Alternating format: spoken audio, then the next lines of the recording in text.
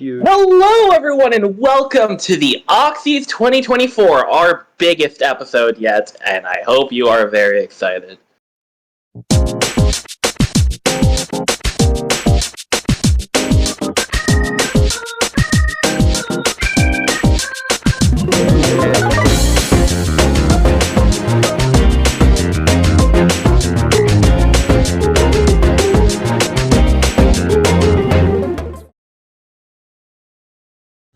I'm, of course, your host. I don't have a funny bit to put in here, but it's me, hi. And with me are my usual co-hosts. Hi, I don't know him. I don't know who that is. I'm Ani. the usual suspects. I'm Bwick. I'm Lynn. Kat will probably be here later, but we don't know. And, of course, because it's an Auxies, we have Jason. Of course. Hello. Yep. He's here every time. Mm-hmm. And we love to have Jason here. Yeah, it's not like it's not special Yeah. that you're here every year. Yeah, it's tradition. Yeah. And it's big because we have a bunch of other people with us. Boo. That's secret. It's metaphorically and literally big. Yeah. And metaphysically. Hi. That's beans. Hi. Hi. To be here. Hi. Metaphysically, Hi. romantic. Hi. Hi. Whoa, whoa, whoa, whoa, whoa, whoa, whoa. Hi.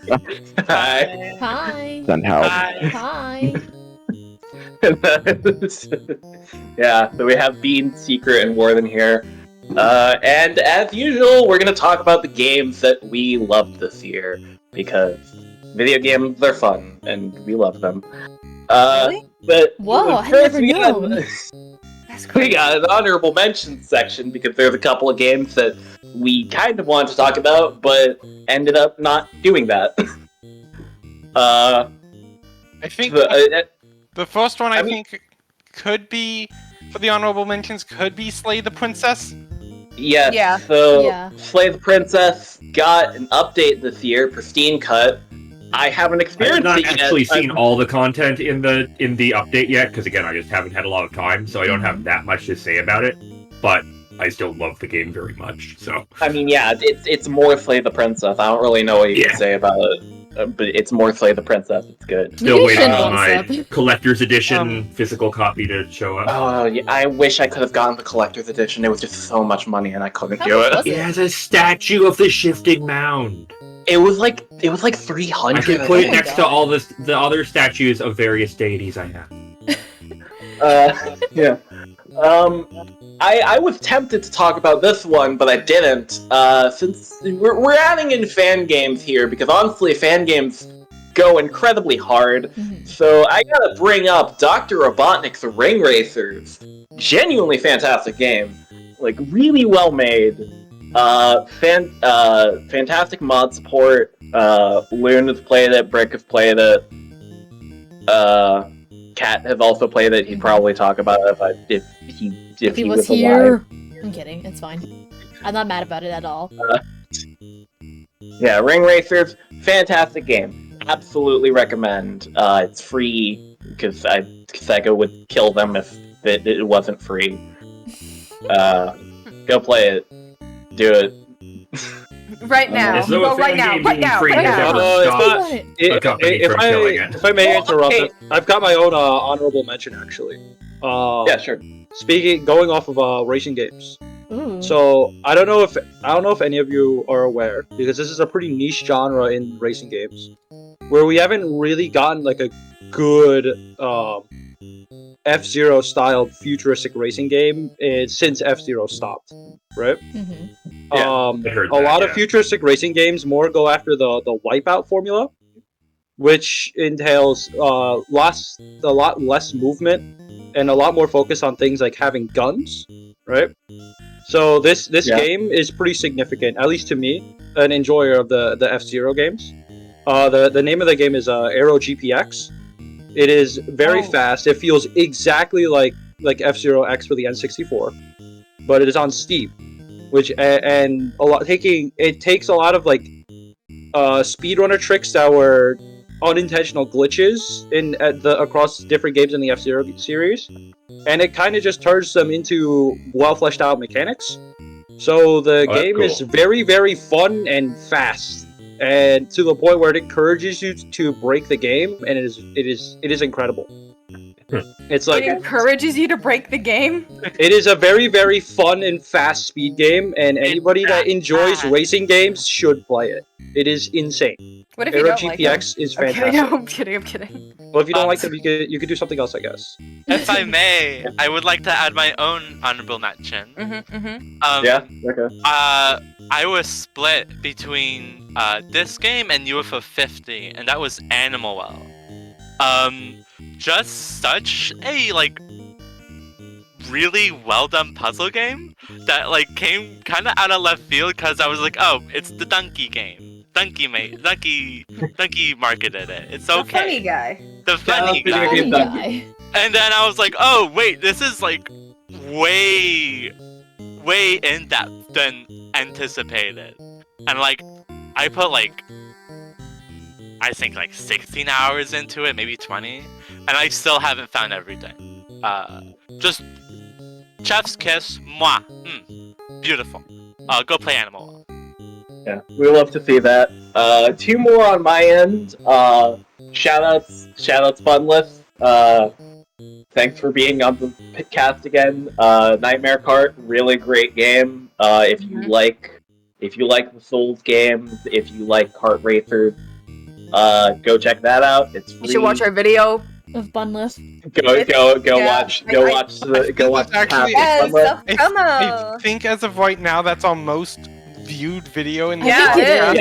Yeah, it had 400 views. Mm-hmm. Yeah. Our influence, our impact. And last one, I probably would have put this on here if I'd actually finished it, but in Stars in Time, technically that came out last year, but it was in November, so It is 351 views. In Stars in Time, fantastic RPG. If you love the modern story-based RPG with really deep stories, like the modern indie RPG stuff, go check out In Stars in Time. Great game. There's also a free demo. Yeah, there's also a free demo, and I think there's a prologue, but that costs money. I think it's called Start Again. Yeah, I think it's called Start Again, if I remember correctly. Anyways, yeah. So I guess that's it for the honorable mentions. So, we're starting with Beans, I guess, because that's how I put the playlist down. UFO 50! UFO 50! There's UFOs, and no brother, there's 50 of them. Wow! Whoa! UFO 50 is an indie passion project, spearheaded by Moss Mouse, Derek Yu, the man responsible for Spunky, Aquia, and Eternal Daughter. Most people probably know Spunky from that. He's joined with a lot of indie developers like Ujiro Fumoto, who made Downwell. Oh. Eric Shirk. Oh, I love Downwell. Eric Shirk who made Downwell? Hell yeah! Yeah. Eric Shirk made the soundtrack for Hotline Miami, and a lot more. There's a lot of people. I think it's total 15 developers, indie developers. I thought you were gonna say 50. Yeah, me too. There's 50 of them actually. Guys, They're all 50. 50 All of them. UFOs? All of the 50 UFOs. You got to catch all the 50 UFOs. But yeah, UFO number 1. I'm kidding. there's 1, there's 2, there's 3, there's. You won't believe how many there are.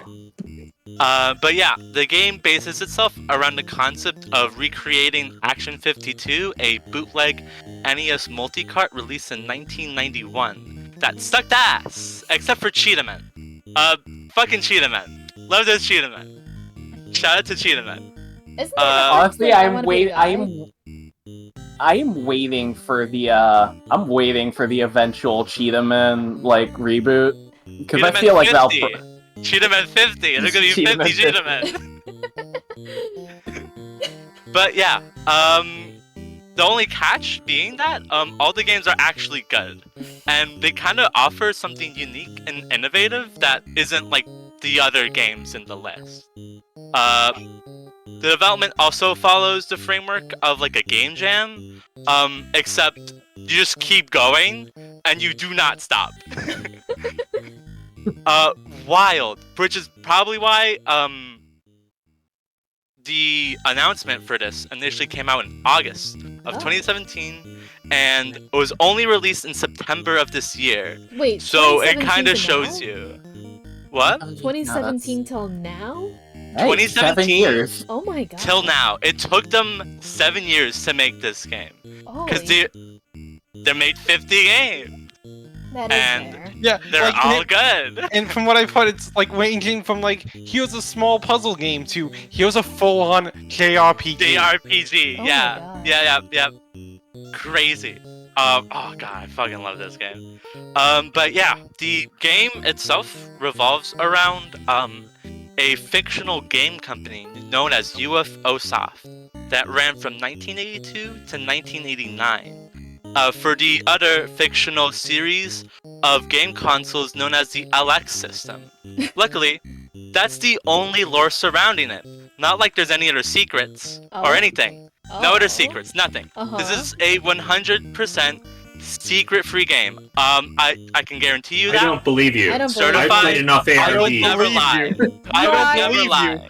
I would I don't never believe lie. you. This is- I've this watched is enough coming- I don't Nightmine believe to you. know. I am my going very- to go check its TV tropes page. This is coming from the very Do not bottom of my look heart. Trophy. There is no way that I would lie about this. This is a no secret game. No I mean, I don't secret believe about I lied before. UFOs.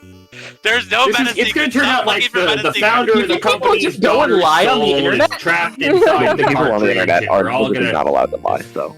Me when I code a see bunch this of info. Morse code and Guys, listen. It's me. It's Beans. Would I lie to you? Yes. I don't know. I don't have know not if met you I've ever prior. met you I before. do not know. Exactly. You can just trust me. We got that No, that bond means together. I can't Source. trust you. We're just Trust me. homies like that. Source, I'm just trust me, automatic bro. homie. Source, trust me, bro. Source, came to me trust in a dream. Trust me, bro. But yeah, the game itself touches a metric fuck ton of genres. There's a point-and-click horror mystery adventure, a full-blown Western-inspired JRPG, old-school tactics games, or just very faithful shoot-'em-ups and platformers. There's even some genres that aren't even inherently retro, which, fuck you. But it tackles these genres like how a retro studio would tackle them. Which is pretty interesting to see. Like, there's a tower defense game, a dungeon crawler with a punch-out style system. Please play Valbrace if you play any of the UFO games. Fantastic game. And an arena twin-stick shooter, and a goddamn horse race betting simulator. Love Horse gambling. race? Here's a gambling. Here's a Let's go gambling. gambling! Let's go game. I Let's love go gambling. gambling. This is the game for me. The gacha game fan is rolling around in her secret now. Hey guys. Hey guys, let's go gambling. I can't stop yeah. playing. Sorry. There's just a stupid shitload of content that I honestly can't touch upon all of them, just because I'm kind of bad at it. I'm not very good at many of these games.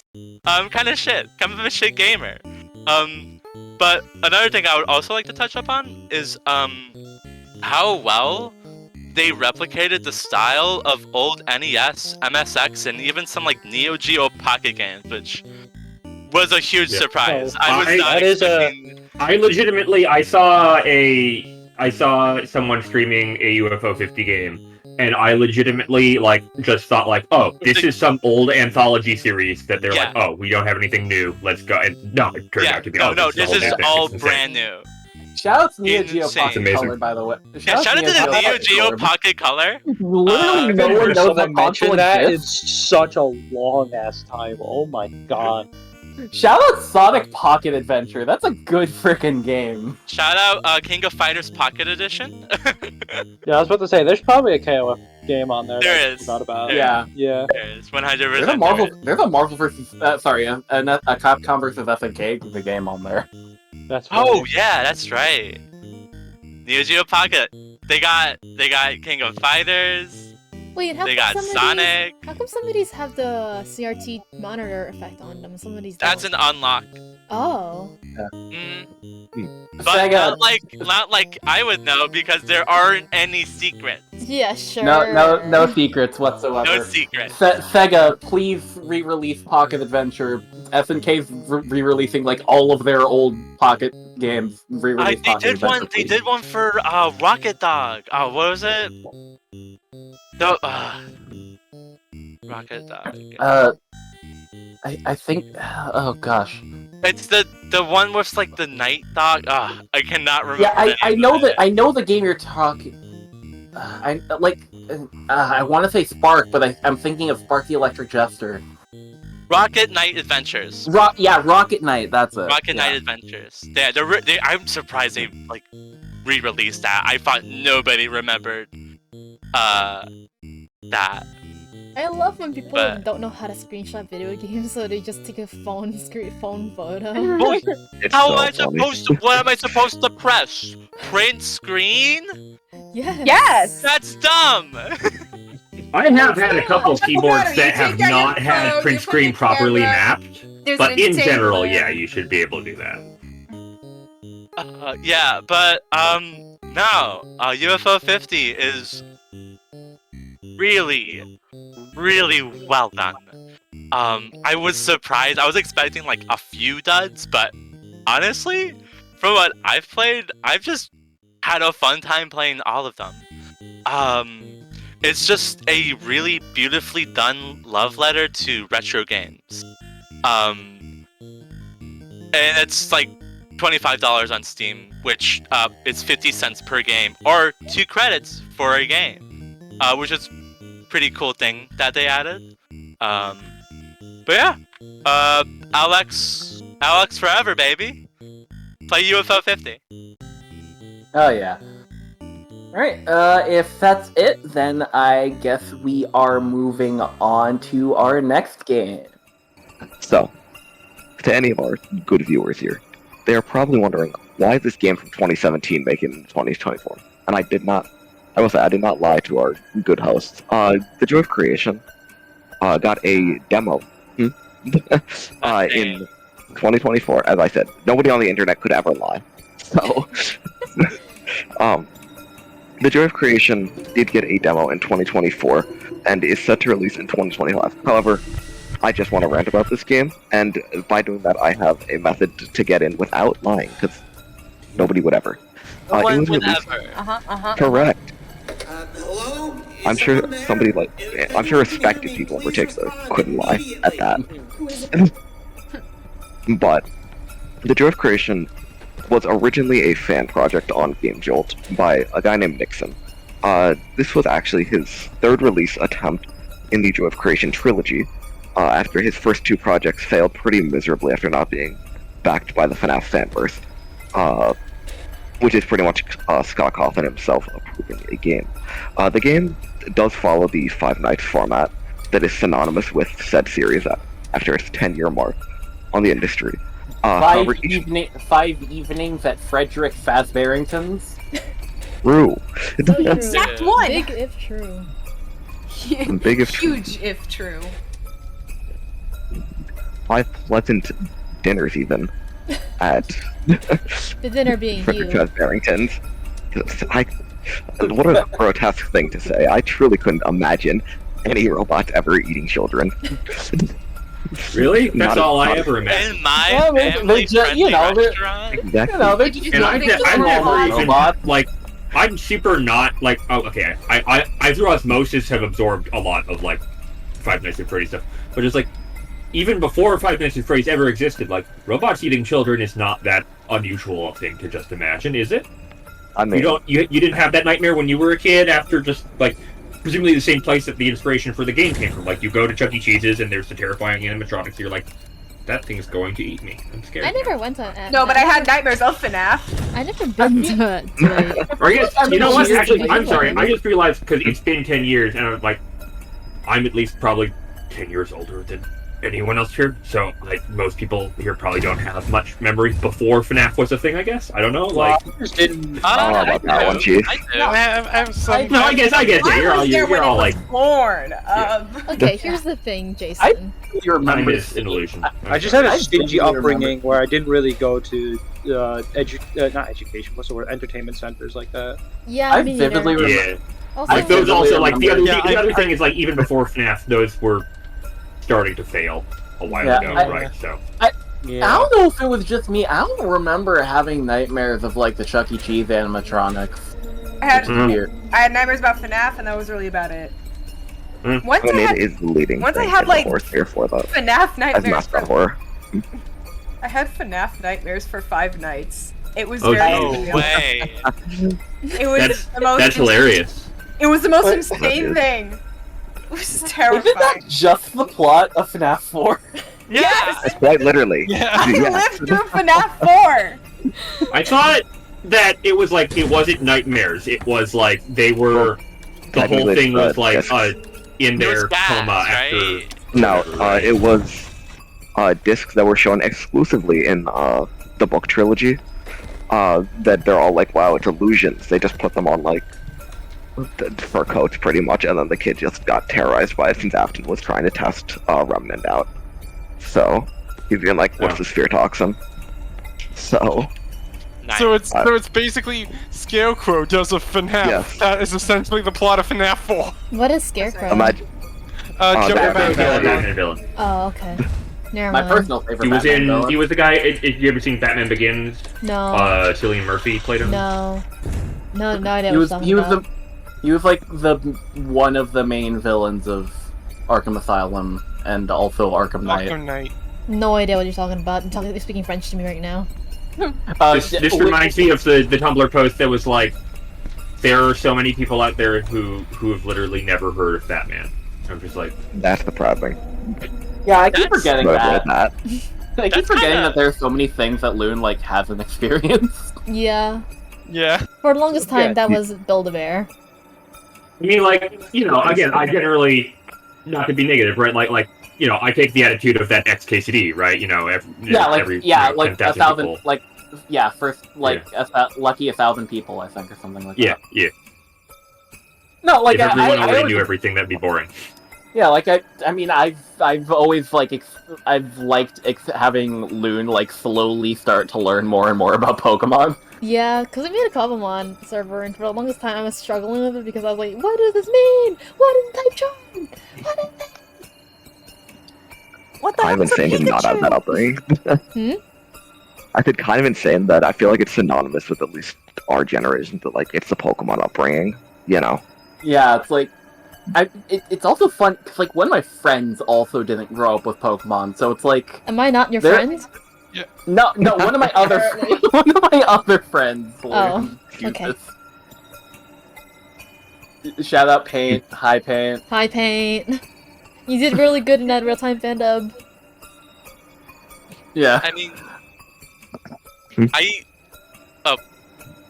Did you not grow up on Pokemon? I didn't because I thought it was boring as a kid. Were you I a couldn't- Digimon kid or something? Like No, I just played Mario. You know, you're allowed to enjoy both. crazy. I love both. I can't. They're I very couldn't different. sit that. I thought it was dumb as a kid. Is it like- because it was an I've actually been RPG? rewatching Yeah, it Digimon was because of an recently. RPG. I had That no. okay. I That didn't makes know why I that, had to wait for that guy to hit me. that explains everything. That explains everything. That- It's always like there's always that one kid that hates RPGs because you had to wait. I don't like waiting. Loser. Unfortunately, that's real. It's a shame what our You should be attention more span has patient. become. I mean, Yeah. there are RPGs that don't have like the waiting system, like Mario and Luigi. Xenoblade. Oh, Xenoblade mention. Xenoblade for free. Xenoblade mention. Xenoblade 3 years in a row. I'm kidding. I'm kidding.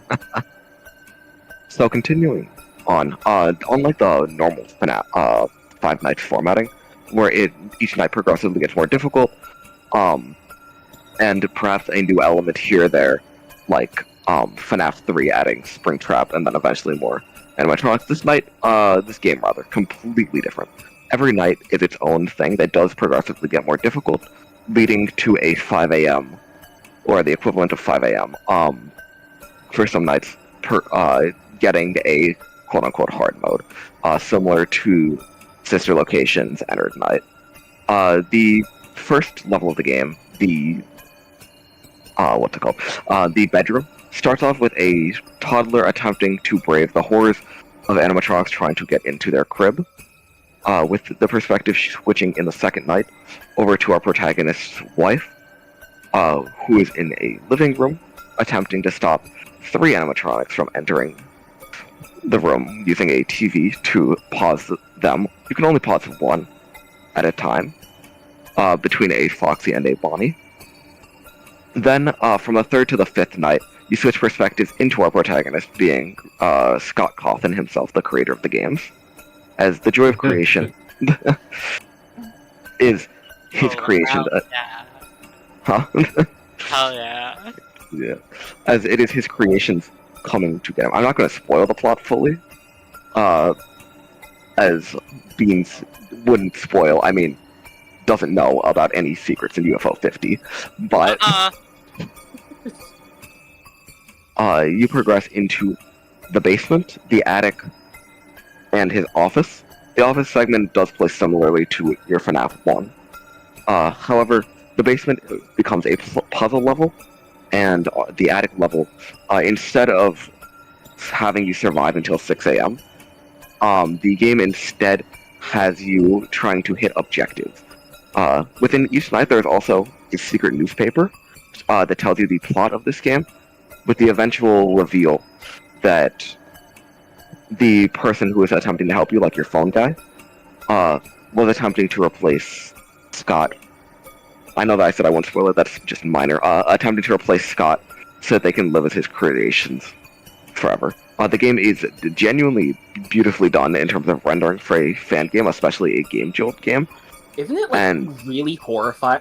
Aren't the jump scares genuinely terrifying? Yes, I would say they are. They're so scary. They are genuinely. I can attest to this.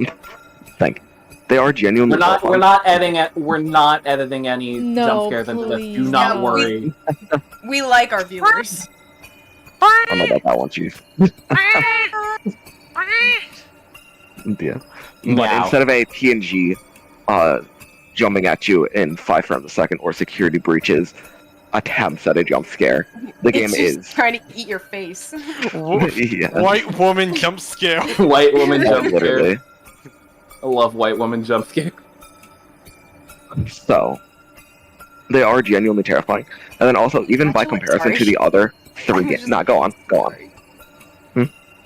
Sorry, I was I was looking at the chat. I was getting scared by the gacha life. I got a bit scared by that. It was the first thing that came up when I looked up Joy Creation. This is Joy...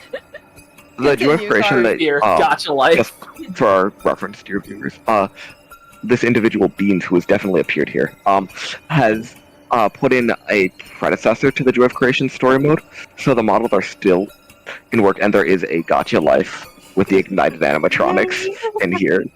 So that is a predecessor project, though. However, Joy of Creation story mode, I would say. Yes. Gotcha. This is me and the gang. Sorry, Me and I the don't boys. Post it up, baby. No way. That is Sorry, exactly what I me keep and the trying to be boys look funny. like. I keep trying to be funny, and it's failing. I'm sorry. No, you're I very mean, funny. It's working. I kind of get it. That is what we look like when we pull up to the 7-Eleven to get their soda and hot dogs. Exactly. That is true. So true. Oh gosh, I can't Tag hear yourself. 7-Eleven. I can't hear 7-Eleven ever again. I can't hear 7-Eleven normally ever again. After that real-time fandom, no, me neither. What happened? Do you want to share? Or not particularly? So, Mimi, and a few other friends of ours worked on a real-time fandom for Sonic Forces, and in it, we made the absolute shit out of. We made an absolute shit joke out of 7-Eleven, beating up 7-Eleven, and like getting hop blasted all over the place. And I'm like, Infinite broke all the Slurpee machines. Shout out Jade. Hi Jade. She also broke the hot dogs. He also broke the hot. How did you break the hot dogs? You don't want to know. What, you like do just you do that? broke it apart or like? Your guess is good as know. mine. I don't know. The hot dog and yank. It was Yeah, pure. It was pure improv, and it was so stupid, but it was one of the best things we've ever made. And the Charming was the place of a soundboard. Just couldn't find anybody to voice them. So Yeah. at one point, we just had Weezer being played, and I was sitting there like, no. Was the good brother attempting to play it? Yes. That was the wrong one, but you know what? It worked. I think it got the point across. Yes. Yeah. Yeah. Was it Buddy Holly by any shot? Yeah. Yes. Oh Buddy my Holly rep. god! Do you have my permission to put that one clip into the video, Mimi? Yes. Okay, I'll put that in. Fine, we'll get McDonald's or something, or Wendy's, I don't care. If I wanted to Wendy's be nuts! Fucking hell, goddammit! Ooh wee ooh, Who's oh, just Knuckles? like You're Buddy Knuckles, aren't Holly. you? Are you Mary Tyler Moore? Yes, I thought I was Mary Tyler Moore. It turns out looking at this TV is quite the spectacle. Oh my god, it's me! You're saying, Warden, I didn't mean to interrupt you. But no, I appreciate the contribution quite a bit. Like, so concluding with that, after the game's 5 nights, the creator, I believe, 5 years later, is going to create a new one that will come out in 2025 on Steam, with completely remade graphics, all that, which I'm looking forward to. However, that is. It's just beautifully done. It breaks the general Five Nights formula and is very inventive within how it does its nights and puzzling. I think it's a great game. I think that the community should play it as it is free on Game Jolt. Okay. That'll be all. Alright, you see, I would, because I've had a weird history with FNAF where, like, I've always, like, been interested in the lore and stuff, and I've really liked the designs of the animatronics, specifically Foxy and stuff. What the hell is this? Hold on. But, What? I just saw it. Oh gosh, what am I missing? No. Terrifying art. I'm terrified. Actual jump scare. Oh gosh, what was I saying? You're scared of jump scares, especially since yeah. the ones in Joy Creation are more scary than the ones in FNAF. Yeah. If I were to play Joy of Creation, I would probably have nightmares for a couple of days. So mentally I'm prepare gonna be yourself for avoiding that. it. Your honor, it would be worth it. That's all. You just gotta mentally prepare yourself for it. That's what I would say. Yeah, word for word, bar for bar. In that verbatim, in that pitch, same shit. In that order. In that order. Alright, next person? Next one up next- is give me a sec to get the playlist on my end. That would be secret, I think. Yeah, no. Oh shit! Yeah, secret, you're up. So, how are all of you doing on this fine evening? Good Day. Good. I'm Pretty good. Doing pretty good. Okay. So, it is my turn to discuss Helldivers 2. This game is fun. It is very fun. It is the closest I think I've ever felt to actually being inside of an action movie, like ever. Right? I've had the premise of the game. Actually, I should probably start there. It is a co-op horde shooter, right? Where you get a group of 4 people, you drop down and you accomplish missions together, and you gun down or blow up or sneak around hordes and hordes of bugs and bots to accomplish missions for the sovereign nation of Super Earth. Super Earth. Super. What? Earth Square? No way. It is in the lightest, in the best way of putting it, it is basically Mega America. Great. We spread managed democracy across the galaxy together. Keyword managed, yeah. Yes, If managed you- democracy. Spread If you've managed ever watched Starship Troopers, Yeah, Starship Troopers Yeah, is it's the- Starship Troopers. Yeah, it is literally Starship Troopers. The game is very fun. The game makes sure to make you feel expendable. And for example, if you the default setting, if you like die and like someone calls you back in, you're in within like you respawn within like less than 5 seconds or something if your teammates are attentive, right? And it will like randomize it will randomize which voice pack you have like enabled because it's like a whole different person. Oh. Stuff like that is like so cool to me, you know. Mhm. The game features like a whole system where you can kind of just call in like orbital strikes or airstrikes or extra weapons and stuff pretty much whenever you want to. Mhm. So it is very bombastic and fast. I live by the 500 kilogram bomb, and I will die to the 500 kilogram bomb. That is my beloved. It. God. Stormwarden. I love Yes. the 500. Do you love the 500? I think it is my favorite, honestly. 500 kilogram bombs gas. It is. I live by up down up right down down down. That shit that's dopamine. Just watching a horde of robots just explode to a ginormous thing that you just put down. I was gonna say, dropping it on like a factory and just saying like 20 plus kills for the Yeah, boss, like it's so cool. It's so nice. It feels so nice. actual Is dopamine it- rush. It is made by an indie studio and kind of just came out of nowhere. On release, it was a pretty big deal because how do I phrase it? You kind of had to be there, but it was like, man, yeah, it's a very fun game. As a matter of fact, I have it open and I'm just playing it right now because I am a very inattentive person. Hell yeah. Love that for you. Yeah. It is- Fair enough. The game is We the love game it. is a live service. The game is a live service game, so it's been like receiving steady updates and stuff. And there was for a little while, the community did not like some of the patches that came out because the studio Arrowhead wanted to really push forward like the Stormtrooper expendable fantasy when everybody wanted to effectively just be like overpowered Doom guys, right? Mhm. I personally still enjoyed the game, even if there was a period of time where pretty much every weapon sucked. But that is a thing that happened. But Yeah. since then, Arrowhead has learned, and there's been a recent wave of patches called that the community has dubbed the Buff Divers, where all of the weapons feel really good again, and enemies have been volatile as ever. For example, you can shoot down. I mean, it will take a while, but one of the revolvers you unlock really, really early in the game does have the capability of shooting down an entire AT-AT, or what that game's equivalent to like a Star Wars AT-AT, which I think is really funny. I love the revolver. The Senator, it is a fantastic. It's called fun the little Senator? bit- Or is It is called the insane? Senator. The revolver is called the Senator.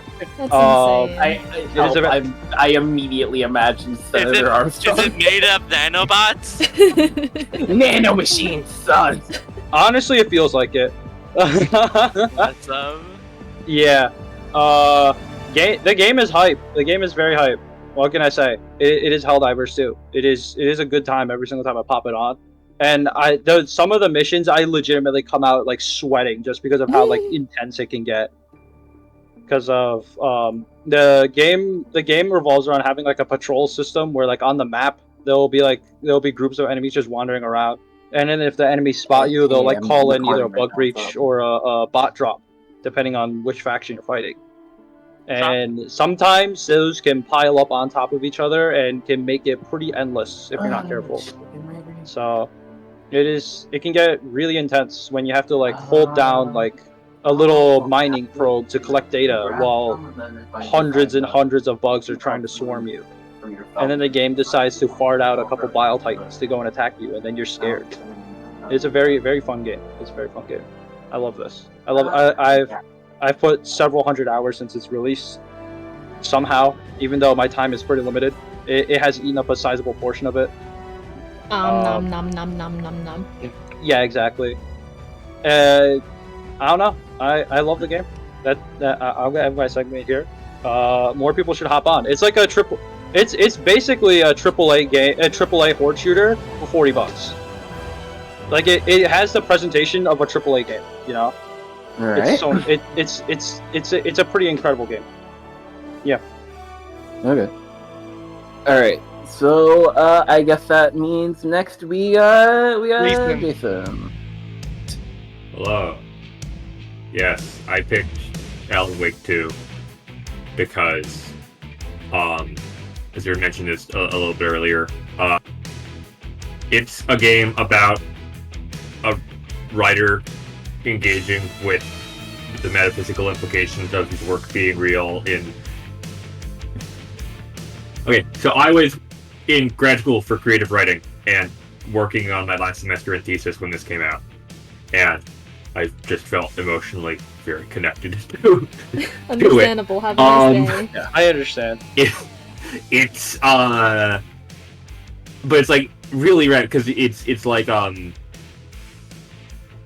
Wake's, like, the studio does a very, like, it started it sort of with Control, right? But like they have a very sort of like distinct aesthetic for like surreal sort of like, I think there's a lot of comparisons certainly to be made to stuff like Twin Peaks, you know, like kind of horror type, like it's just a very specific vibe and aesthetic that I think I really appreciate and works really well with it. And then you get into the Alan Wake story, which is like very, I don't know how intentionally inspired by this. It has to be pretty heavily, I think.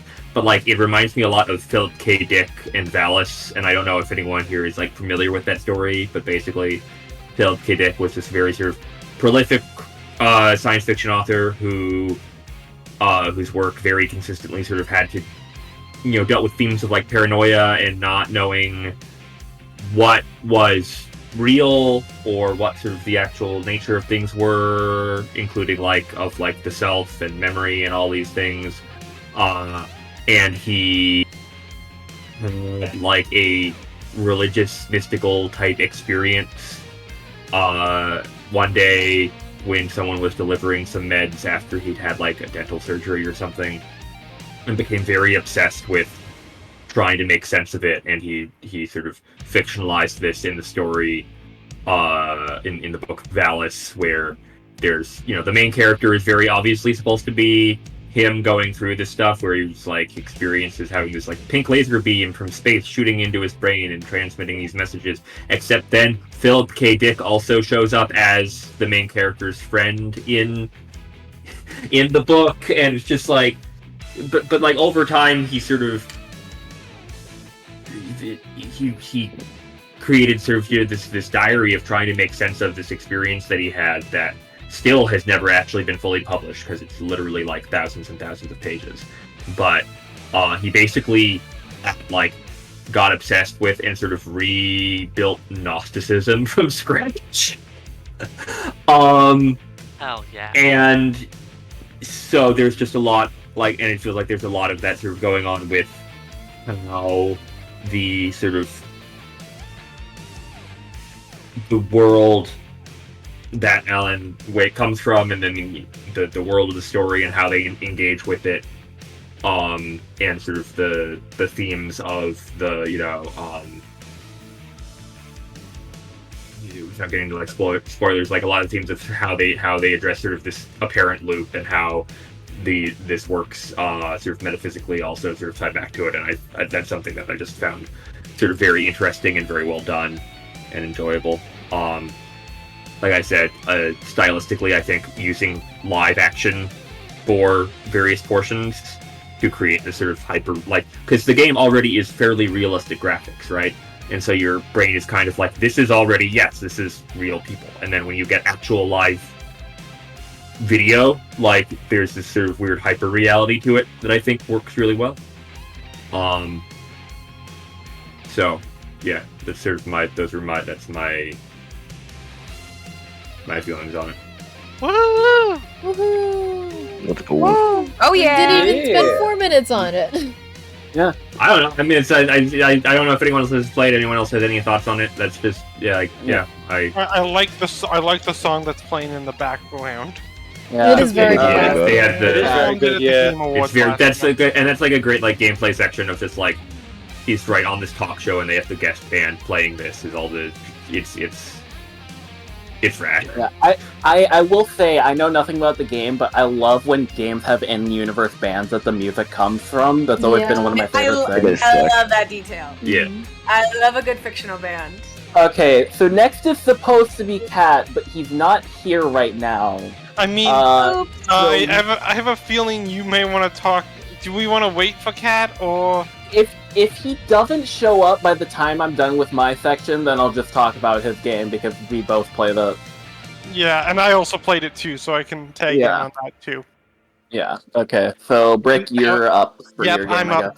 Okay, so, Astrobot. I'm gonna be blunt. Out of everything here, it's not gonna be a true game of the year. Like, I don't think it's gonna win Game Awards, but it's really polished for what it is. Astrobot's a 3D, like a full-on, like, Nintendo-style 3D platformer.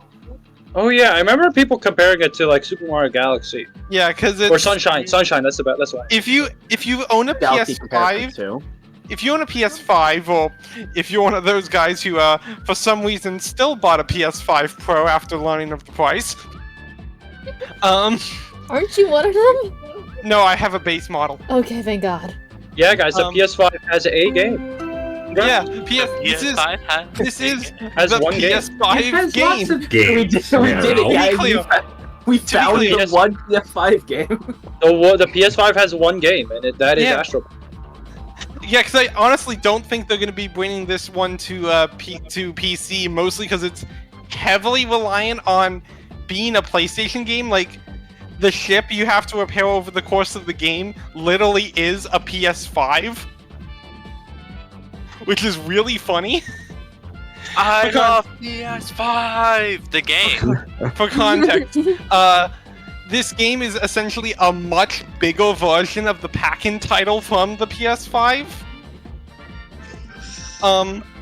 And it's filled with collectibles, like, as in getting PlayStation characters, like, ranging from, like, oh, there's Aloy, to, and I can't believe I'm about to upload this as a proof, give me a sec. There's a bot that is literally Soul Bad Guy from Guilty Gear.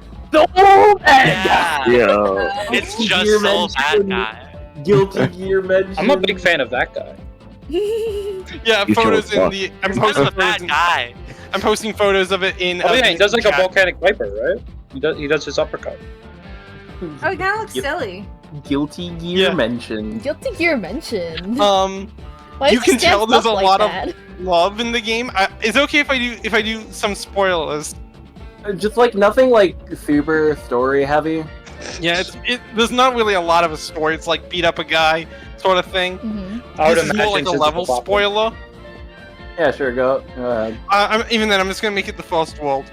Usually at the end of every world, there's a level pertaining to a PlayStation property, like completely themed to it.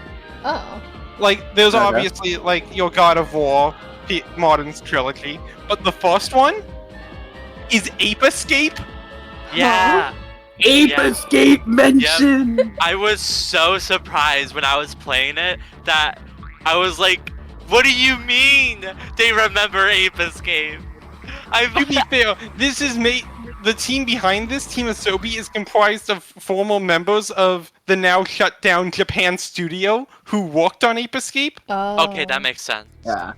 Okay. And I think a similar thing occurs No with wonder it's peak. with that and the third world final level, I think, was surprise.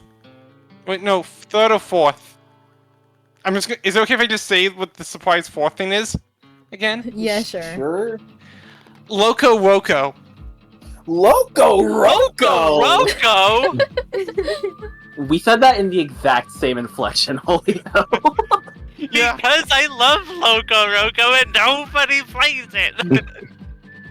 Yeah, there's like a full 3D Loco Roco inspired level. Like because it's the special level, you're a ball. Ball. Ball thought mode you- first- activated. I thought you said you're bald, and I was like really confused. All in all, Astrobot is really good. Like, I'm just gonna post a couple other bot cameos. Fall Oh Guys. my gosh, it's a freaking Fall Guys reference. But no Oh way. yeah, 'cause I mean, it was like a PlayStation exclusive for a little bit, wasn't it? What? Yeah. think I so. don't remember that. Huh. I believe you. Thanks, Jason. Jason, I have a feeling you might like, if I can quickly grab it, this one. Because this was from the recent DLC update they did. Yeah, Who is this guy? Why does he stand Cade up like 6 that? that's Cade 6. I don't know what that is. Destiny. Ah, Nathan Fillion's character from Destiny. He's a Gotcha. like robot, like fantasy, like the fantasy, or he's sci-fi equivalent of like the fantasy genre of like the rogue, basically, see. right? how come? Okay, I don't mean to interrupt you guys, but why does this robot have such a wide thigh gap? Who designed this that's- robot? that's He's like right. standing Damn. very, No, he's just got that. Don't think kind too of hard an about ass. it. yeah. Yeah. There's Persona references. Oh yeah, I did see that. I mean, it used to be a PlayStation exclusive IP. Yeah. I do love Also, the. all of I them do have love the- animations Aw. that you can like unlock little items that go with them. I have everyone's, so that's why you see it like that. And if you hit I them, assume Cade has like the golden gun or whatever. yeah, Yeah. he has his revolver and Ghost. Like Teddy has the Midnight Channel TV. Agus has the C's armband that makes her interact animation. Have her go Orgia mode. Hell yeah. Her what Oh, mode? yeah. Orgia mode. Oh yeah, Orgia Or- mode. Orgia. Orgia. Okay. Gotcha. Okay, Sorry, I mispronounced that. it's okay. Yeah, pretty horrifically You can too, understand actually. why I was laughing at that, right? Also, Leo of Palinauts, if you're watching this, you're welcome. He's lying flat on the ground. Lanoi. I looked away for a second, and when I looked back, I was Klonoa. like, okay, it's either Klonoa or like inexplicably like fucking Stickman. Like, Imagine if they just put a Henry Stickmin That'd be reference. Yeah. in there, Also, you know? fun fact, That'd be so funny. Klonoa's interact when you punch him is his flutter jump. That's cute. That is Yeah. very sweet. All in all, Astrobot, really polished game. This is the chillest song I could find from it because a lot of the soundtrack goes hard.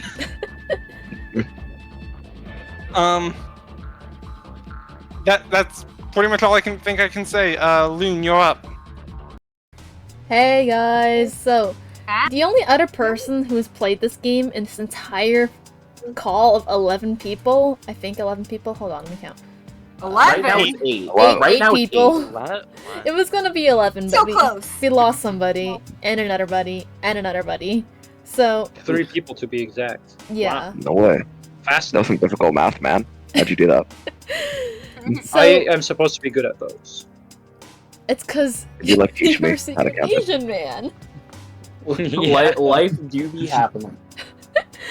So, Nimi is the only other person in this entire friend group who has played Devil Witch with me, but I think they can vouch for me when they say that this game has.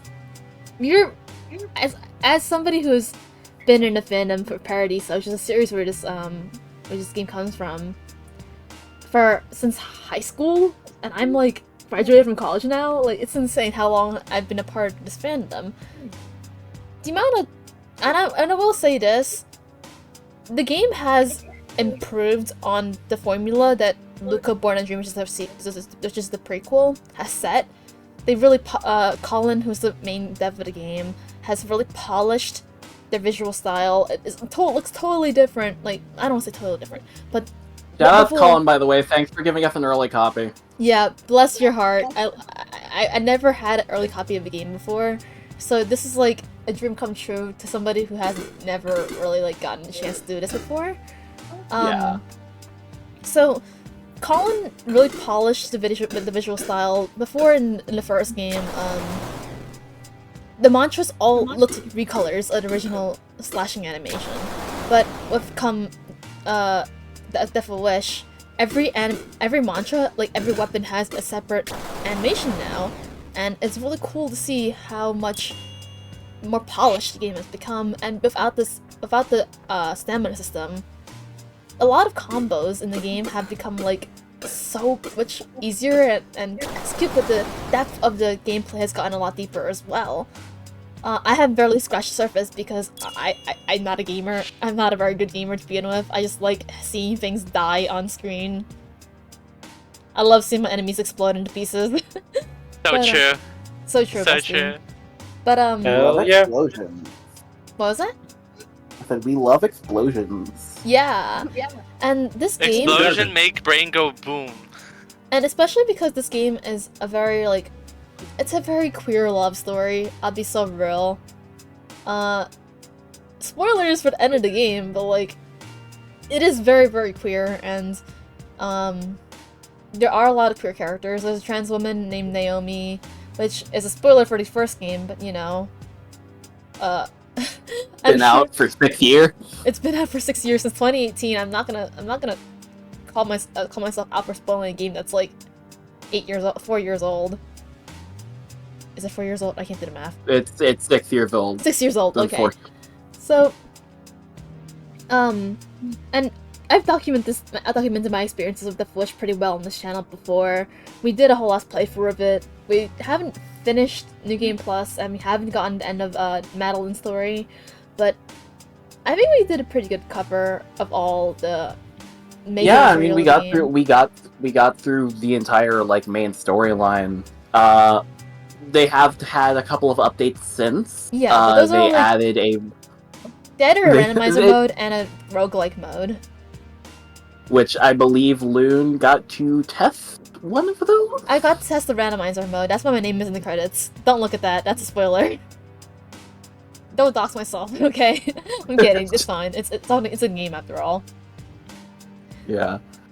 Go ahead. So yeah, we both were experiencing Death of a Wish for the first time after our Luca playthrough. Go watch both of them immediately. Do the Now! Well, not immediately because we're doing Right now? Okay, bye. Go watch Alright. it.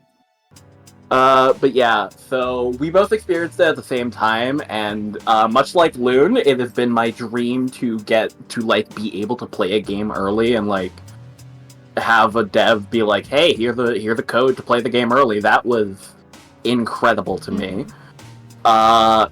And in general, just the story really impacted me. The gameplay is amazing. If you like hack and slash games, if you're a fan of like stuff like Devil May Cry, I really love this game. This was a fantastic experience. Again, thank you so much, Colin, for letting us play this game early. Me and Mimi both experienced it at the same time. The ending, and at the very end, we were like, we're both gonna be the most annoying people about this game for like a whole day, and then we were in fact annoying about it for a whole day. That's how I met Catcher, actually. Yeah, this is a fantastic game. Really recommend it. Just beware of The content the warnings. themes of beware of the content warnings. Also, because this game can get sensitivity really issues dark. are like, if you have flood sensitivity issues, do not play this game. You will get your eyes blown out. Yeah. Alright, Annie, it's your turn. So basically, Stardew came out with a brand new update earlier this year. I think they just got it onto like Switch and mobile, but I'm cooler, so I did it on PC. They added like a bunch of like festivals. They added a mastery system, which was actually like really sick. We're gonna get emotional here. Not really emotional, but like little. Sorry. Ani lore. Ani lore. Anyway, so longtime enjoyers of oxymorons know that for a while I couldn't really play anything that was like PC oriented because my gaming laptop broke and I had just like a school laptop that couldn't really play anything. But one game that it could play is Stardew Valley, including modded, which I was very shocked it could do. I was very shocked it could do that. because it like starts crying and screaming if I play like Roblox or something. Just like me. Apparently, That's it was because that's Roblox. Apparently, it was burning up when you were playing Toho, which is It was not also a game that takes a lot of work to run. It was burning when it was playing Toho, which is also concerning, but it can handle modded Stardew Valley with multiple mods. That's insane. So So Too many screeners. I played a lot of it, especially with the new update, including modded, and with one of my friends. Loon knows him. Joey? Yes! Yeah! Shoutouts, Joey. Shout Hi, out to Joey! Joey! Joey! Yes. But yeah. Which also brings me to my little mini announcement. I have a PC now! Yippee! Let's go! I have We're back. a We're PC! so An back. so actual back. PC! We're so back. Wait, Colorful and everything. what's its GPU? Great question. I literally forgot. So real. So I've- true, Breasty. If I remembered, I would tell you. But I got The it as ideal- I got ideally, it as is a it- gift. The real Dude, question is it good enough? It's to good enough, run- definitely. Okay. to run It Stardew is- Valley is all that you need. Yeah.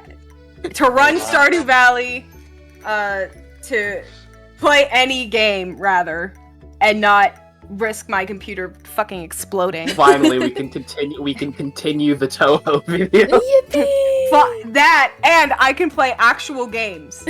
Yeah. I can have real content for this. Mm-hmm. But yeah, Instead of putting holds Stardew special- Valley over years over and over and over again. Yeah. But yeah, Stardew has a special place in my heart because I've played since like early 2018, Dang. and I've been kind of stuck with it ever since. It doesn't it's want to something leave you.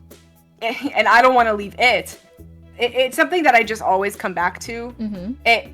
It's kind of something that it's like, you know, when you're like really familiar with something that kind of just feels like second nature to you, so you just Yeah. kind of naturally kind of like gravitate towards it. Mm-hmm. Oh yeah, I get that. Absolutely. That's kind of how I am Yeah. with Stardew. It's kind of just something I like fall back on, like no matter what, and I'll always use like your mods comfort to, like, game. Yeah. Yeah.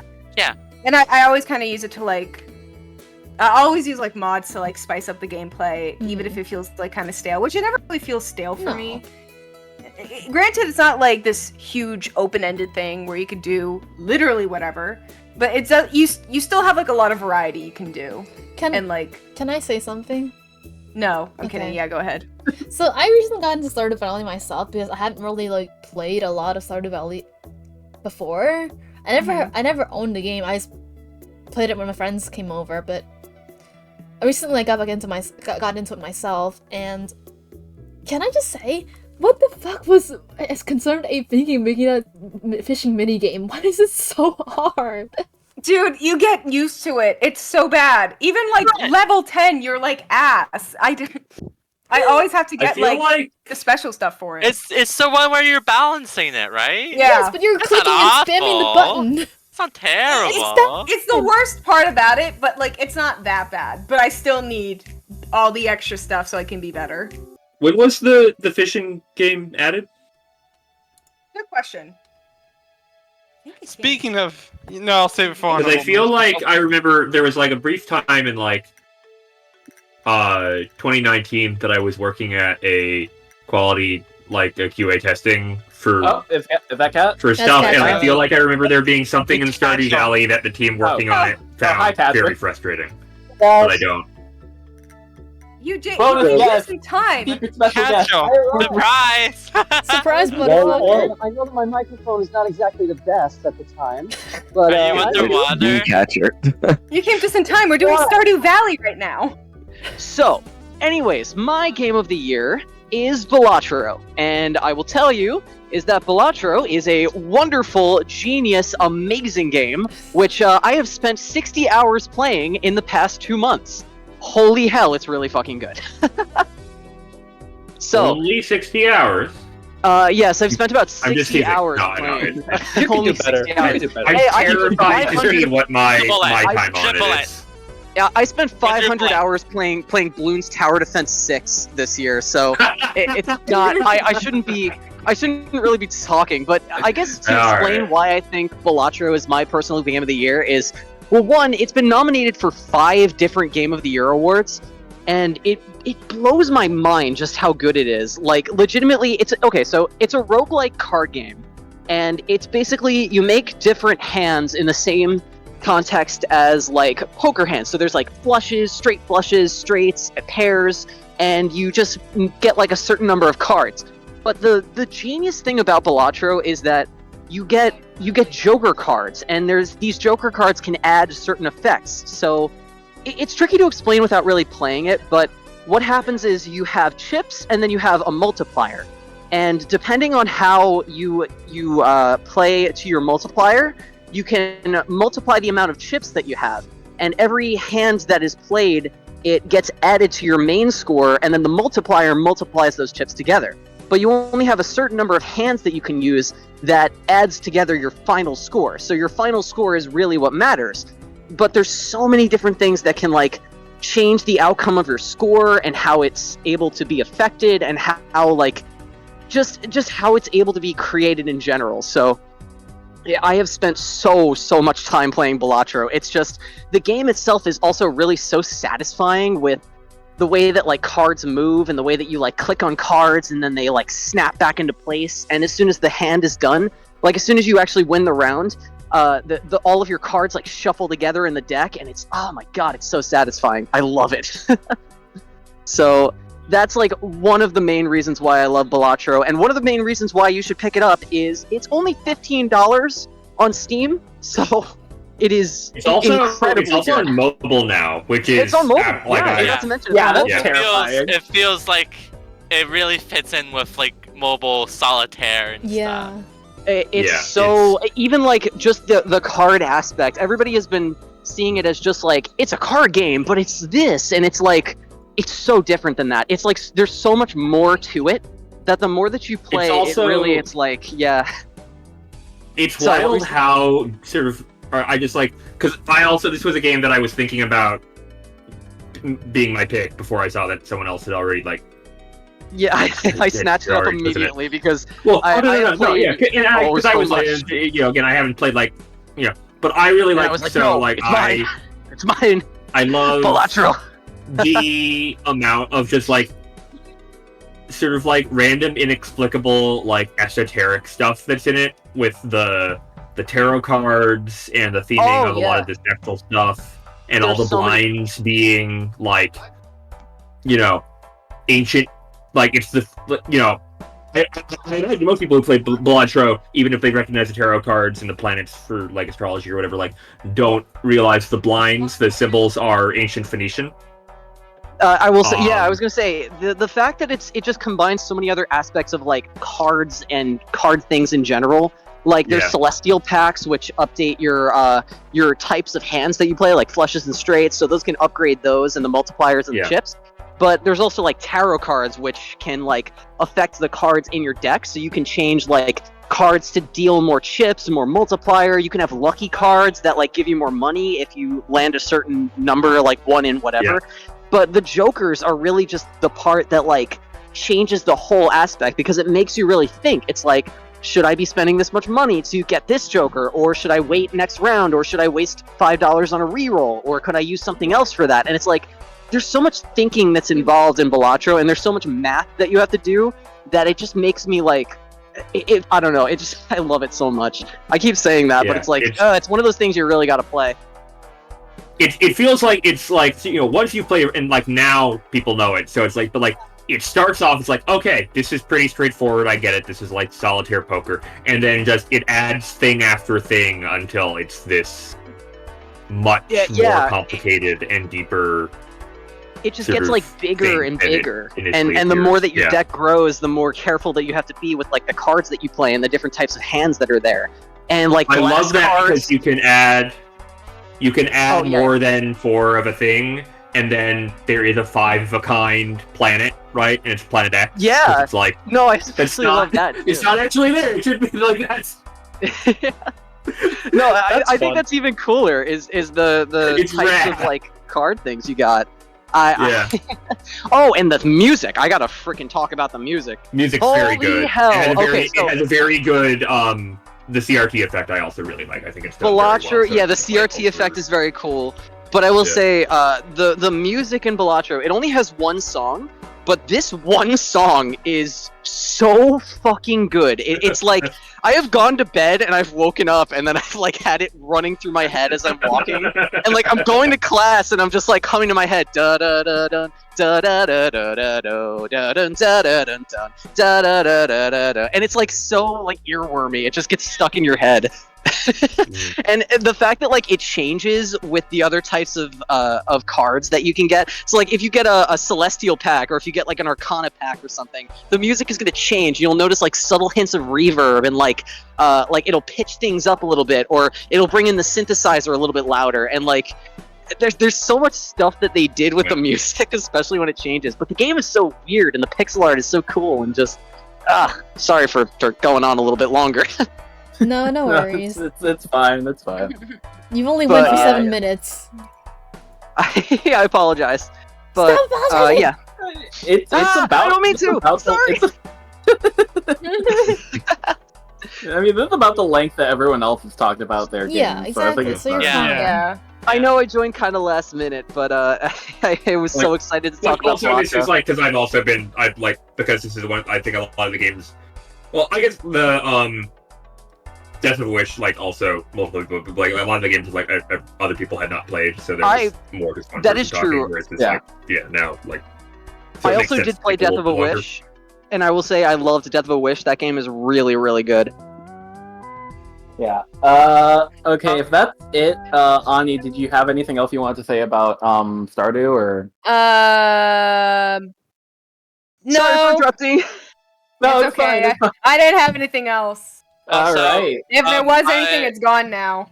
I'm gonna have to dip out early. Bye, Beans. Thank you for fine. having me. No It was problem. really nice. Bye. Bye bye. Yeah. Thank you for having me. Catch you guys later. Take care. Bye. Bye, catcher. Yeah. All right. Bye. So We lost 2 of them. That's so sad. now my game. So I haven't really been playing a lot of modern games due to being broke as hell. Real. Were it not for this game releasing, I probably would have put I would have I would have had to cheat and put the Toho game on here. Shout out to How Toho. dare you? How dare you even shout out to insinuate that Toho we 8. try? I'm kidding. I but know, I'm kidding too. I am not kidding about my game of the year, Undertale Yellow. So, if you know Oh, that's me the one where you well, start with Pikachu, right? so if you know me well, you know I adore Undertale. It has been one of my favorite games of all time. Really? I've known you for for years. I didn't know that. Are you? It's been one of my favorite games of all time for many years at this point. Ever since it came out, I have been adoring Undertale. And around not long after the release, I want to say like 2017, Undertale Yellow was announced. And it was announced as like a fan-made prequel about the Soul of Justice, or the Yellow Soul, if you don't follow ball game theory. And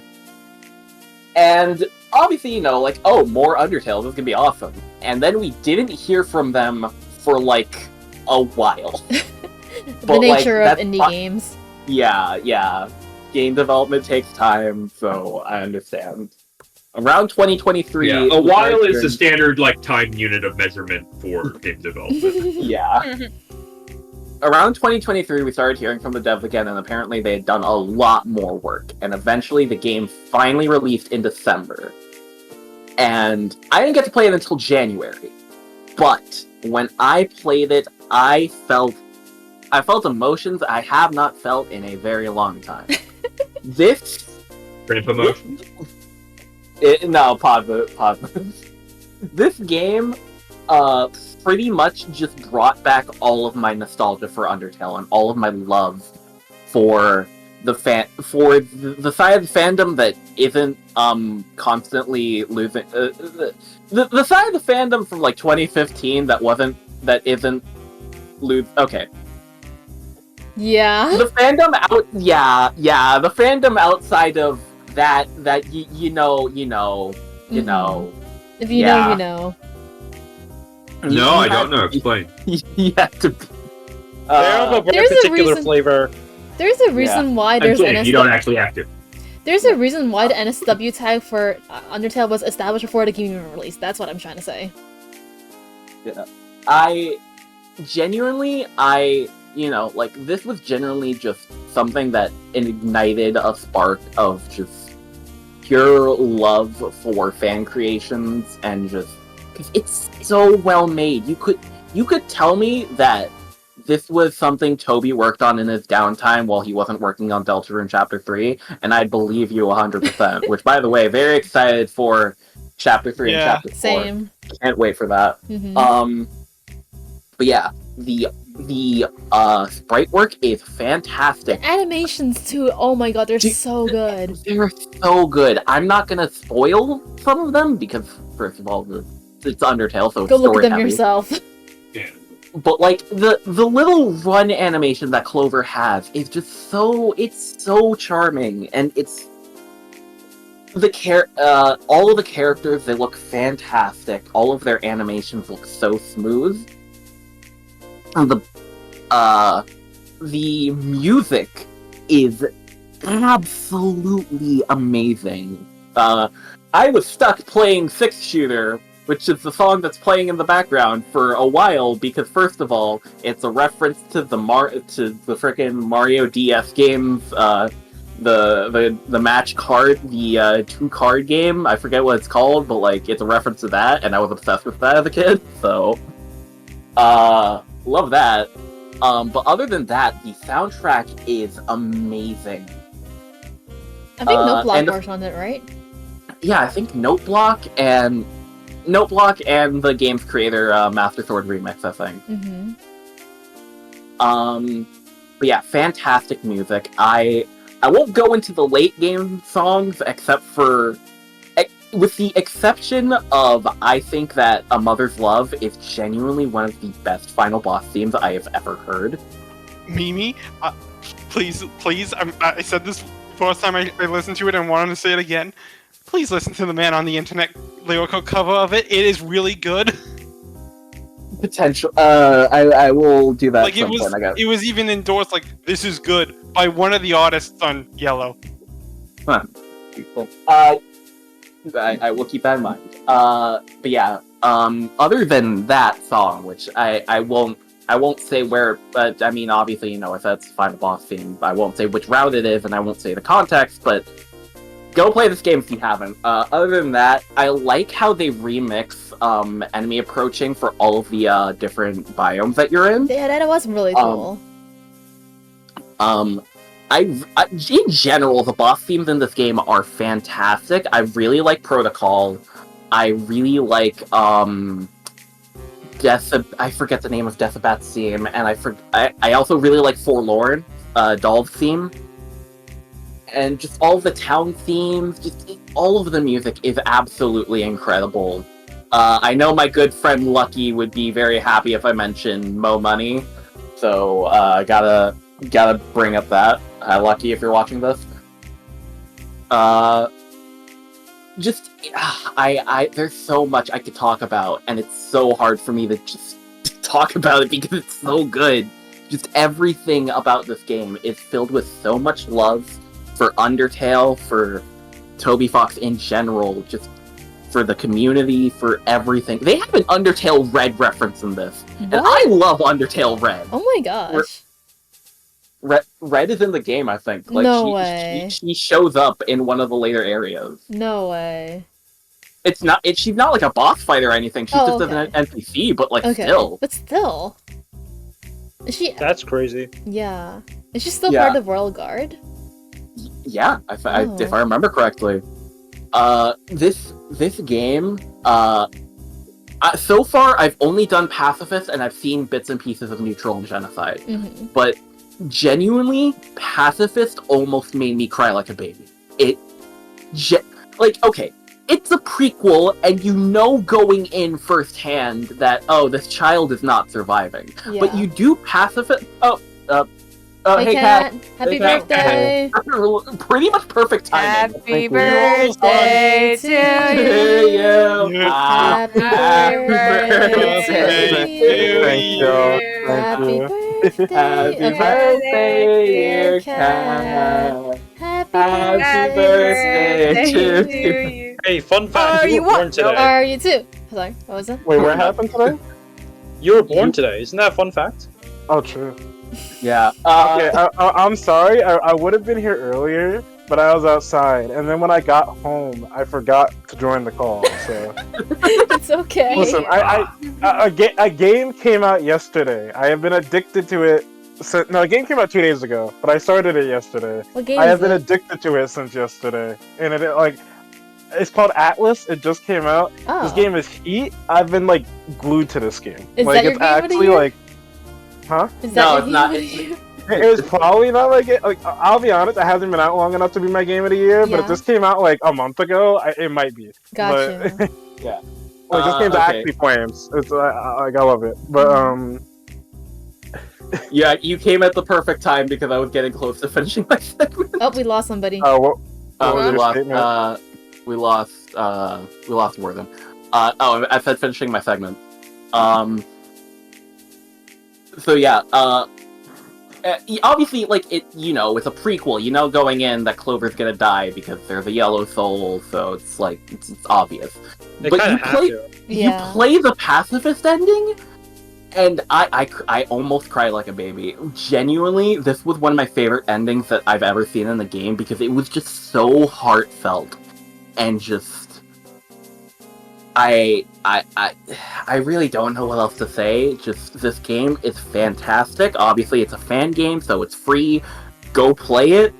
Yeah, I don't know what else to say. Just game good. And now we can cycle back to Cat's segment. I'll be honest. This year has a lot of bangers. Yeah, it really did. Yeah, it It does. was It even does. better than last year, but we don't Why talk is about that. Starro here? What? Starro. Starro? Oh, Yeah. Sonic. Yeah, Balloon, make sure it's... Well, I mean, it's extended, so it should be good. They're just like... Just Okay, For if 29 people actually don't minutes, know, we're gonna in talk the- about this in the goddamn art, game. that the monster starfish thing looks like Starro, the DC. Oh, DC thing, yeah. I Oh, can see yeah. that. Yeah, I could see it. Anyways, Cat? Cat, you were... You were saying? No, I was letting them finish their statement. Okay, gotcha. But, okay, so I had a lot of really hard picks for game of the year for my personal game of the year because we got Persona 3 Reload this year. Yeah. We got Silent Hill 2 remake. We got this game I was just talking about now. We got fucking Metaphor Man. Refantasio. we did get Metaphor. There was another game that was just on my mind, and now my brain were just you saying farted and lost it. Were you saying Raincode? Raincoat was also a banger. But, there was another game that was on my mind, but I'm losing it right now. But anyways, everything I just listed was really good. Honestly, a big part of the reason why I was talking about Sonic X Shadow Generation for my potential game of the year was just because I love Sonic Generations. That's been my favorite Sonic game for the past 10 years. And then they re-released it, and that was my favorite Sonic game again.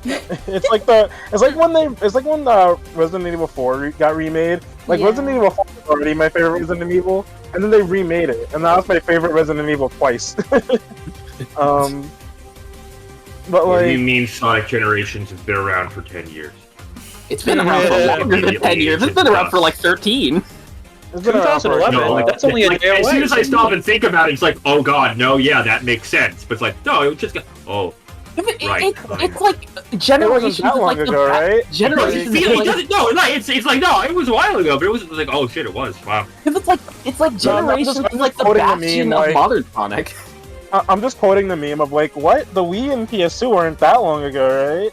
No, exactly. Yeah, absolutely. But yeah, no, I love this game a lot, and I've seen a lot of people complaining about the writing changes, and I'll be honest, it's very inconsequential. It's the little bits that they did change, it's whatever, dude. Yeah, this was I got the game too. It's my first time playing Generations. I know, well, in a way, I technically own the original for PS3, but not on PC.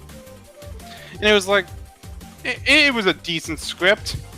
The thing is, like, Generations doesn't have a story. The story is not the story is not really. No, like, it's a very light story, right? But I'll be honest, it's only like people were saying like, oh, there's so many references now. It's like he made like 2 references in the new script. It's not that serious. The funniest, albeit there was the funny thing of classic Sonic 8 Angel Island. Yeah, I forgot about that. Okay, that was one thing I was gonna talk about. That is like the one thing that does bother me about this game is the fact that they change stuff, but then they like kind of like half change stuff. Like they changed some of the dialogue for cutscenes, but some of those cutscenes they didn't change the animations for. And it's like, if you weren't gonna change the whole cutscene, why even bother changing the cutscene? Like, if you weren't gonna make it match, like. And it's not like they didn't change animations. They changed the opening cutscene, like how Amy acts in the opening and ending. And they give Silver a chili dog to hold in the ending, which wasn't there originally. So I'm like, you guys changed the animations, just like not ones that actually mattered to the cohesion of the cutscene. So I don't understand. I don't really understand that. But other than that, that's like the only thing I'd say is like a negative for me about this game. And even then, it's not that serious. But I really loved the Sonic Generations remake. And then in addition to that, we got the Shadow story, because like, you know, I love Shadow the Hedgehog, my boy. Shadow Generations was really, really good. Yeah, and I'm really excited for the new Sonic movie. Shadow the Hedgehog, my boy. Oh. And I'm glad we got Year of Fun Shadow. fact about that. Wanna know when we're getting final trailer? Oh, what's that? Tomorrow. Oh yeah, final trailer's tomorrow. I forgot. because it comes out in December, right? Like, Yeah, it comes out about a month. It comes in like about less than a month. Yeah, Oh, wow. Okay. Yeah, it dropped on the 20th. December 20th. As goofy as goofy the first 2 movies were, I did enjoy them. Like, I loved the first yeah, they were fun. movie. Yeah, they were decent. They feel like Tumblr posts, basically. Like, That's a good way to put it. I can agree with that. See that. I can see that. the fucking so I don't know how. It's been a little while since I've watched it, but like just like these sort of like pacing of the humor, the way it's done, just is like this feels like this is a very long like chain of like reblogs. Yeah. Although for a second, as soon as you said Tumblr post, my mind immediately jumped to Tom being a Tumblr sexy man. I don't know why. Oh, that's not that's not what I meant. Yeah, obviously, it was just my I meant more immediate like jump. net blogging type Tumblr post. Yeah, I loved Shadow Generations. Genuinely fantastic. Game? Yeah, good game. Good video game. Good video game. So true. To genuinely talk about it on my end, because I also loved it a lot. And it was almost gonna be mine, but then Pat like yoinked it. So I have been a Shadow fan since I was a child, and I was always kind of iffy on his modern portrayal because, first of all, I've never been a huge fan of Kirk Thorne's Shadow. I always thought like he was too edgy. He was too edgy when it came to the voice. Like when it came to David Humphrey and Jason Griffiths, they had that edge to their voice, but they also had like this gentle sort of calmness. And I didn't think that Kirk had that. Turns out, apparently they just didn't elaborate on Shadow's story to him, so they probably just told him, yeah, voice someone edgy. That scans. Yeah. Which, by the way, Kirk does fantastic in this game. I still think I prefer Jason, and I still think I prefer David, but Kirk does a very good job in this game. He has some fantastic line reads. And general gameplay, of course, is very good. Yeah. They take a similar approach to Frontiers, which I still haven't talked about. I mean, I know Brick talked about Frontiers, but in like 2022. I still need to do the DLC for it, but I love that. That was really the DLC. I love the DLC. The DLC is very good, but it's also very hard. Yeah, if you played on normal and had a decent experience, I'd recommend dropping to easy for the DLC. No, here's the thing. I played on easy, so I may have some trouble. Here's the funny thing. I played all the DLC on hard because I didn't know. I thought that changing it to easy would only like give the enemies less health. I thought that was the only thing changing to easy would do. Yeah. So I didn't know it would change like the platforming and like the parry timing. So I beat the entire DLC on hard because I didn't know that you could change it to easy to make that easier. I literally just I would have changed it to easy probably if I knew, but I just didn't. I did everything on hard except for one thing, and I feel like anyone who's played it knows what I'm talking about when I say one thing. Like, here's the thing: the parry timing for on hard mode. People were talking about that. My trick for it was I would just hold one of the parry buttons and then just click the other one whenever like I had to hit it, because that made the timing so much easier than trying to click. That actually does sound. Just for context, the original parry timing was 8 frames on hard mode. Oh my god. It was 4 frames. No, 4 frames with extreme.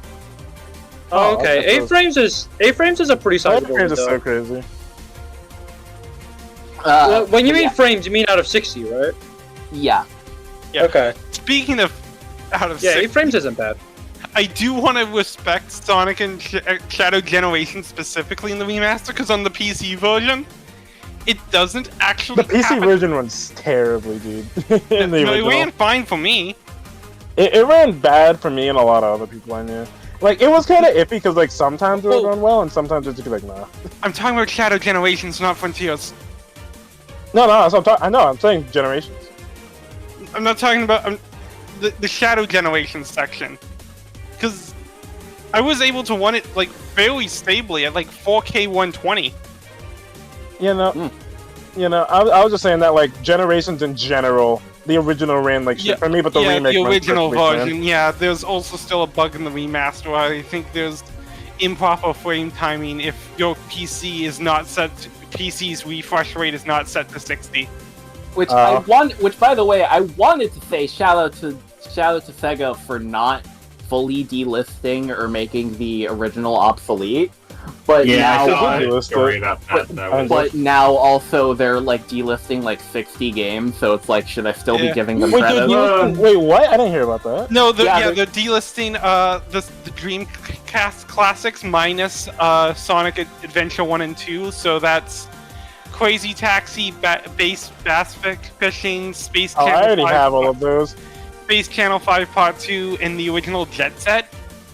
Yeah, I have all of those because I remember like I was on Steam and I was like, I want to buy Jet Set Radio, and it cost like $5, and then they offered me a sale, and it was like all of those games in one package for $3, which is less than I was gonna buy just one of those games for. Wow. It was like a big sale that was on at the time. And the other thing, they're delisting Crazy Taxi. Jeez, hasn't Tim Walz had a rough enough month already? Wait, they delisting Crazy Taxi? July 1984. Yeah. They're also delisting the Sega Mega Drive and Genesis Classics. Which, heads up, if this episode comes out before December 6th, get that, because the PC version includes the uncompressed Genesis ROMs with the install. Wait, what game? Sega Mega Drive and Genesis Classics. The like 60 games. It used to have Sonic 1 to 3, but then they delisted those due to Sonic Origins release. Why are they delisting all those games when they're not like normally like if they're re-releasing it, at least be a reason, but like I mean that's why I'm thinking maybe they're planning a re-release. I don't know. Yeah, they'll probably planning a It's because they have Hayden there first. Well, I would imagine the reason for delisting it is because it's literally just a ROM. Like it's the raw ROM of it, you know. But but I mean it's been the whole ROM this whole time. The original release came out in like 2010. If it was for just the ROM, they would have delisted that ages ago.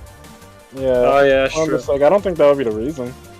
So I assume also because like you guys, it is possible if someone new was in charge of that, like no one cared about it, and then someone new is put into a position where they look like, why did no one ever do this? And they immediately do it. Like that could also happen. But yeah, I mean I think also if you remember the Game Awards last year, they announced like a bunch of upcoming remakes of old Sega games, like the new Crazy Taxi, the new Jet Set.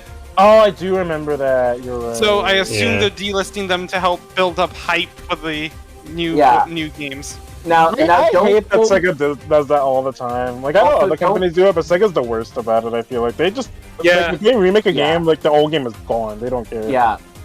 Don't quote me on this, but I think I heard somewhere that the original Crazy Taxi is getting a remake. So that might be part of why, but don't quote me on I that. remember That'd be correctly, very they showed, strange, though. They showed footage of that in the Game Awards last year. No, because so. I think from what I heard, there was going to be a new Crazy Taxi game and then a remake of the first one. But yeah, Sonic X Shadow Generation. It's good. Sonato Generations, they're kissing. Yeah. now. I love the 2-hour-long Sonic and Shadow kissing scene. Dude, speaking of Sonato, that recent Twitter takeover, holy shit, dude. Oh, that was a good Twitter takeover. Yeah, I liked the, they're not floaties. Yeah, no, I was not prepared for that line delivery. Because the rest of that video, it's like, this is professionally done, but it's fine. And then we get like, holy shit. That one is so funny, because it's like, how about we have a fall into the earth contest? Like, who's about that one? Someone pointed out too, technically, it's not just a dig, because Sonic also fell to Earth. Twice. Yeah. My favorite one is the one where Sonic just pulls out the Chris Redfield voice. Yeah, I remember that. And then he's like, it's totally Ezio, like right after he does the other voice. Yeah. There's also they also made Games Cage technically canon. Yeah, I can't believe Fidel is. But that was pretty much canon in Sonic. Yeah. Honestly, They this even isn't even the first time, because the Frontiers one pretty much did that already. Yeah, because they also name dropped him. I think another really funny one was the monkey ball one, where Shadow just frees them from the ball. Some pants. Also, there was one I just saw that's like 5 seconds. It's like, Sonic, how's Elise? Sonic, who? Who's that now? Next question. Yeah. Yeah. I just realized that we didn't even talk about the game itself. Gameplay good. Like I said, it plays a lot like Frontiers, but like better controlling. I still don't fully agree with the stage choices, like Rail Canyon. Out of all of the stages you could have taken from Heroes, you picked Rail Canyon. Its mid-level transition is really cool, though. Oh no, the transition was really cool. I just don't get why they did Rail Canyon. I assume they were going in like a more like quick, abbreviated, like Dreamcast era, Heroes era. Cause obviously you gotta have Space Colony Arc there. I feel like Kingdom Valley works. I think I would have preferred. I forget the name of the ice stage for the 06 section. Sunset City makes sense for obvious reasons. The two that I don't understand are, well, technically three because one's an omission, but the two I don't understand are Chaos Island, Rail Canyon, and why did they not put a shadow stage in the game? Why did they not put freaking Westopolis? Yeah. Westopolis, I'm surprised it doesn't have like its own main stage. Like it shows up for a little bit briefly, but I'm surprised it doesn't have like a main proper stage. Yeah, the gameplay is very fun. At first, I wasn't sure about the Doom powers, specifically Doom Morph. But after playing the stages, doing the speed runs, trying to get like S ranks and stuff, I love them. Also, Shadow's favorite is canonically Doom Morph. That's another one from the Twitter takeover. But yeah, Doom Morph is really fun. I really like how it controls. It still takes me a little while to get used to Doom Surf. I'm not sure about the button placement on Doom Spear. Doom Wings are just fun to just cheese every level with. And, of course, I mentioned Kirk Thornton's delivery, but the story itself is fantastic and is a great return to form for Shadow. Like I said, for a while now, they've been portraying as like Shadow's like the cool, edgy guy who doesn't care about anyone. And now they're like going back to like, yeah, Shadow has emotions. He's a person. Yeah, Shadow cares about people, and I love that. Like, I won't go into details, but the final cutscene, just I was devastated. I was very close to being devastated because of one thing that Shadow does, and just it's a really good story. Like I've loved Ian Flynn's writing for a while now because he actually like cares about these characters, and it's really clear to see. But like, except for Cream, she gets like no love for some reason. Yeah, unfortunately. Poor Cream. It's crazy. Cream like used to be in like every game, and now they just refuse to use Yeah, it. I don't understand what Cream. it is. Like, dude, even in Team Sonic Racing, they were like, yeah, you know, Amy could be here, Big could be here. Almo Chow gets the last slot on that team. Not Cream, Almo Chow. It's just like, since when has Almo Chow ever been a part of that team? Like Cream back then. Yeah, but other than that, I also really like Big showing up and him smiling at Big, and they reference that in the Twitter takeover too. Yeah. Oh yeah, I also like the implication. I did see that. I like the implication because they implied that like every game, I think past Adventure 2, Big's just been chilling in the background somewhere. Like at one point, one of the dialogue hints he went to Soliana. Yeah, no, he did. He went to Soliana at one point, according to Shadow Generations. Speaking of the background dialogue in Shadow Generations, I love that the background dialogue makes it shows how much like Team Dark cares about each other. Because even Omega's like, I'm not programmed to trust, but like working with you two like is agreeable, and it's like it's really cute that despite Omega straight up saying like he's not supposed to trust people as a robot, he does fully trust Shadow and Rouge. Yeah, and like the stuff with Rouge is really nice. I won't spoil, but there's one dialogue during like the fight. I know exactly what you're talking about. Yeah, before the final level that Omega has, that is genuinely one of the sweetest things we've ever seen from Omega.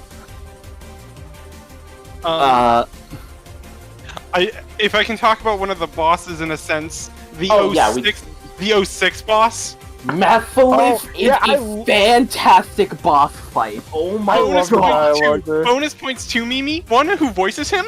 Robbie Damon. Yeah, catchy. Oh my god. It's so good, dude. Once I discovered it was freaking Robbie Damon, I cackled. But not because he does a bad job. He does a fantastic job. I don't think he beats Dan Green because it's Dan frickin' Green. I don't know what you expect. Yeah. But he does a fantastic job as Mephiles. I'll be honest, I like Mephiles' new voice more than his old voice. I do not think his old voice was like that good. Yeah, because I think in terms of writing for Mephiles' boss fight in the English dub, he's closer to his Japanese interpretation of being a large ham compared to Dan Green being more menacing. I mean, I feel like part of it is also just like, you know, 06 is 06 is erased, and they straight up reference the fact that 06 is no longer canon in Mephiles' it's canonly uncanon. You know what? I'm actually glad that fight happens because I remember one of the discussions that me and my friends has is that I keep saying 06 is not canon because it erases itself on the timeline, and they're like, it is canon because Crisis City is in Generations. Now it has the perfect explanation for why it's there, and the game is still not canon. Yeah.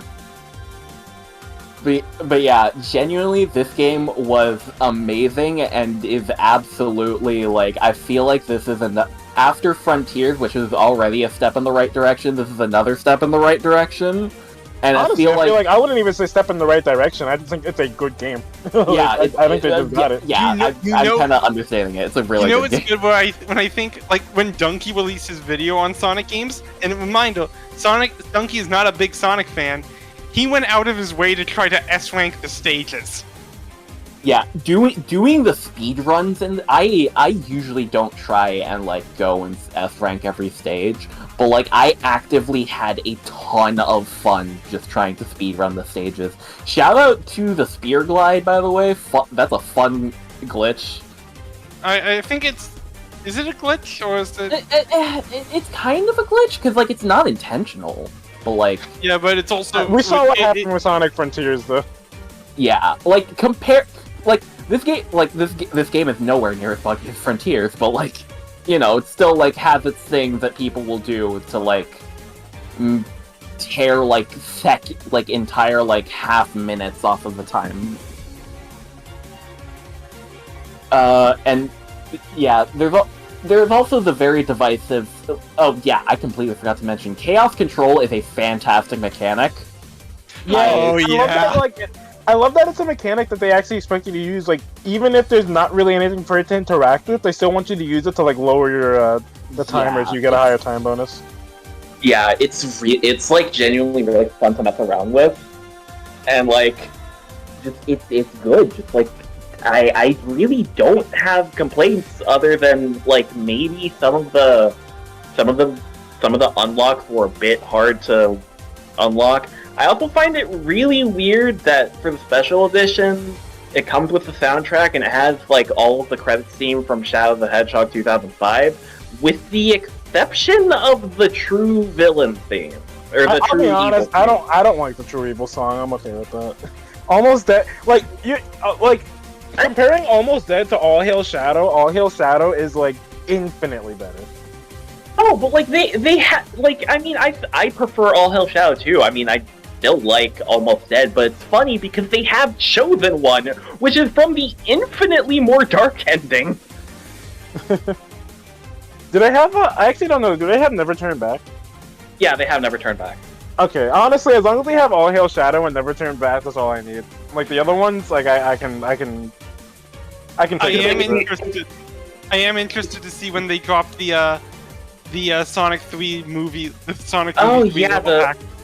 Oh yeah, that level pack. I really want to see what they do with the level design there because I feel like it's gonna be really. They're making more levels. I thought it was just gonna be a DLC that is it's a level based off Shibuya from what we've seen from the trailers, and they got Keanu Reeves to temporarily take over as Shadow in that level.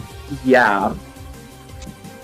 Apparently, it's not canon to the movie. It's just based on the movie, but still, it's exciting. I really want to see where that level design goes because if the level design from this game is anything to go by, it's probably going to be more of the same. And Sega, you're not watching this, but if you somehow are, please add a Westopolis level. I like how you say it's funny to me that you say Sega, you're not watching this because you just reminded me of how Nintendo found a dude who had 0 viewers and was streaming pirated early release games. And no one else was watching, and Nintendo still found him. So like they're watching. The companies are watching. They don't. Wasn't say anything, he apparently just outright like sending emails to Nintendo being like, "I'm pirating your..." That was after. Because Nintendo took him down, and then he sent an email to them that was like, "You can't stop me." And then like, so that happened afterward. But before that, he was just doing it. But yeah, Sega, if you are somehow watching, I am begging you, add a Westopolis level that like tests all of the Doom skills. That would be awesome. But yeah, is that it? Are we good? Yeah. You just boot up your game and you just like, you have a new message from Sega, and you open it and says no. I find it funny, but it's like people are like, oh, they just should add a Westopolis level. It's like Shadow had to run through that stage 10 times, and everyone's like, make it 12. Yeah. Oh, no, it's even funnier. Like Sega just sends Teru a follow request on Blue Sky. Teru accepts. No. just I get a singular DM from them. No. That would be funny. By the way, I'm going to be posting my Blue Sky in the description. Go follow it. Yeah. Is that it? Should we make like an AM Blue Sky? Probably. I still need to like start using. It's funny because like I was like one of the first people I knew who made a Blue Sky because I made it like back when Blue Sky was first created, and I just I just do not. I also made it forever ago, and only recently, like enough people started using it. Like, oh, this is worth using for a long time. I was following Jason for a long ass time. I was only following Jason and Lou. When I first got on Blue Sky, I was like, oh damn, there's nobody here. So like, but now there's people there. So yeah, now there's like over 20 million people. So yeah, go.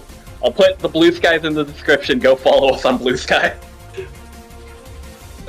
Is that yeah, all? so if that's it, I'm gonna then I head out a little bit early. That's okay. yeah, that's cool. It was nice. It was nice talking about games, real, even if briefly. Yeah. I will see y'all again. Bye, Cat. Alright, see ya. Bye. Bye. Happy Bye. birthday again. Thank you. I'm also going to take this opportunity to disappear into the fog. So, Bye. Bye, Bye, Secret. Secret. Goodbye. Where's the button? There it is. Alright, so I guess we can do other honorable mentions and games we're looking forward to?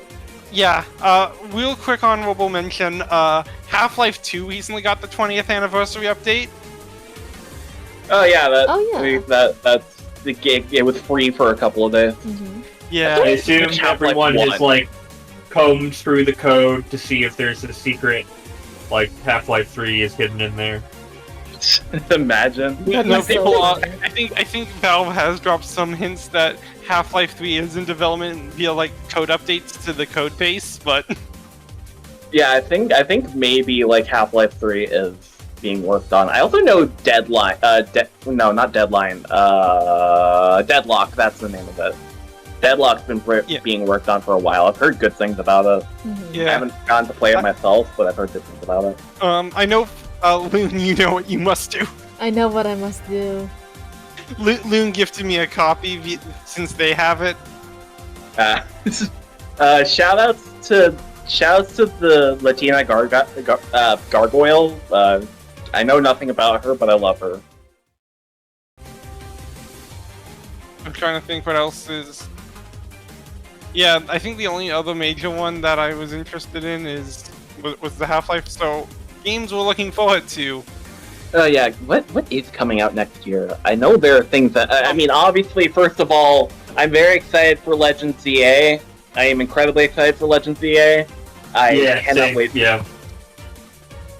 Also, I mean, Yik 4 comes out next week. Oh yeah, No, Yik not Yik Yik. 1.5. It's weird because like I tried the demo and it's actually kind of fun. I don't want to think about because that. I think they rebased it off like an Earthbound style RPG with like really annoying mini games to just being like Suda 51. Yeah. Okay. What else? Oh, Fatal Fury: City of the Wolves. I am very excited about that game. What else? It's not exactly a video game, but if you remember, there was a 2024-2025 launch window for Half-Life 2 VR. The AI is self-aware. Oh my god. Yeah. I mean, I guess as far as just like for things, this past year, right? Yeah. Magic Arena, the digital version of Magic got Bloomburrow, which had my work in it, and then next year, Edge of Eternities. Look forward to. I got to work on. I'm really excited for that. Yeah. Congratulations. It's already out. It's already out, but part of me kind of wants to give web fishing a try. Oh, it's pretty good. All my friends in the other server I told you about were obsessed with it for a while. Yeah, I haven't gotten to play it yet, but I've heard good things about it. Same. Wait, Lou, do you own it? No. Oh. Okay. Oh, White 2025. Unbeatable. Yeah. Oh yeah. Oh yeah, that's coming out. I forgot about that. I need it. I need it. I know the Monster Hunter fans are very excited about Wilds. Games coming out 2025. I'm just gonna look at the Game Awards most anticipated game. I know we mentioned Deltarune Chapter 3 and 4 coming out next year. I'm very excited about that.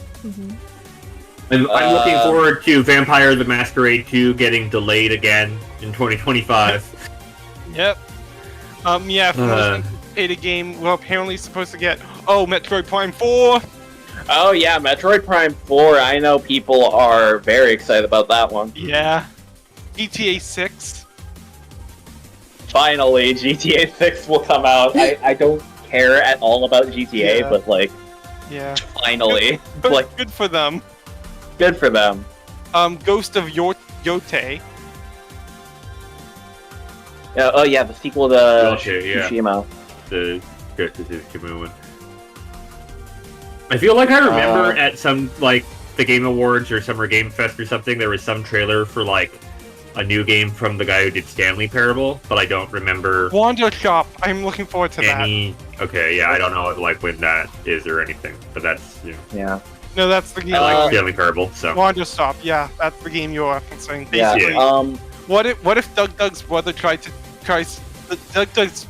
to tell a dark story in the restrictions of a cozy game? That seems like that could be fun. That's just beginner's guide all over again.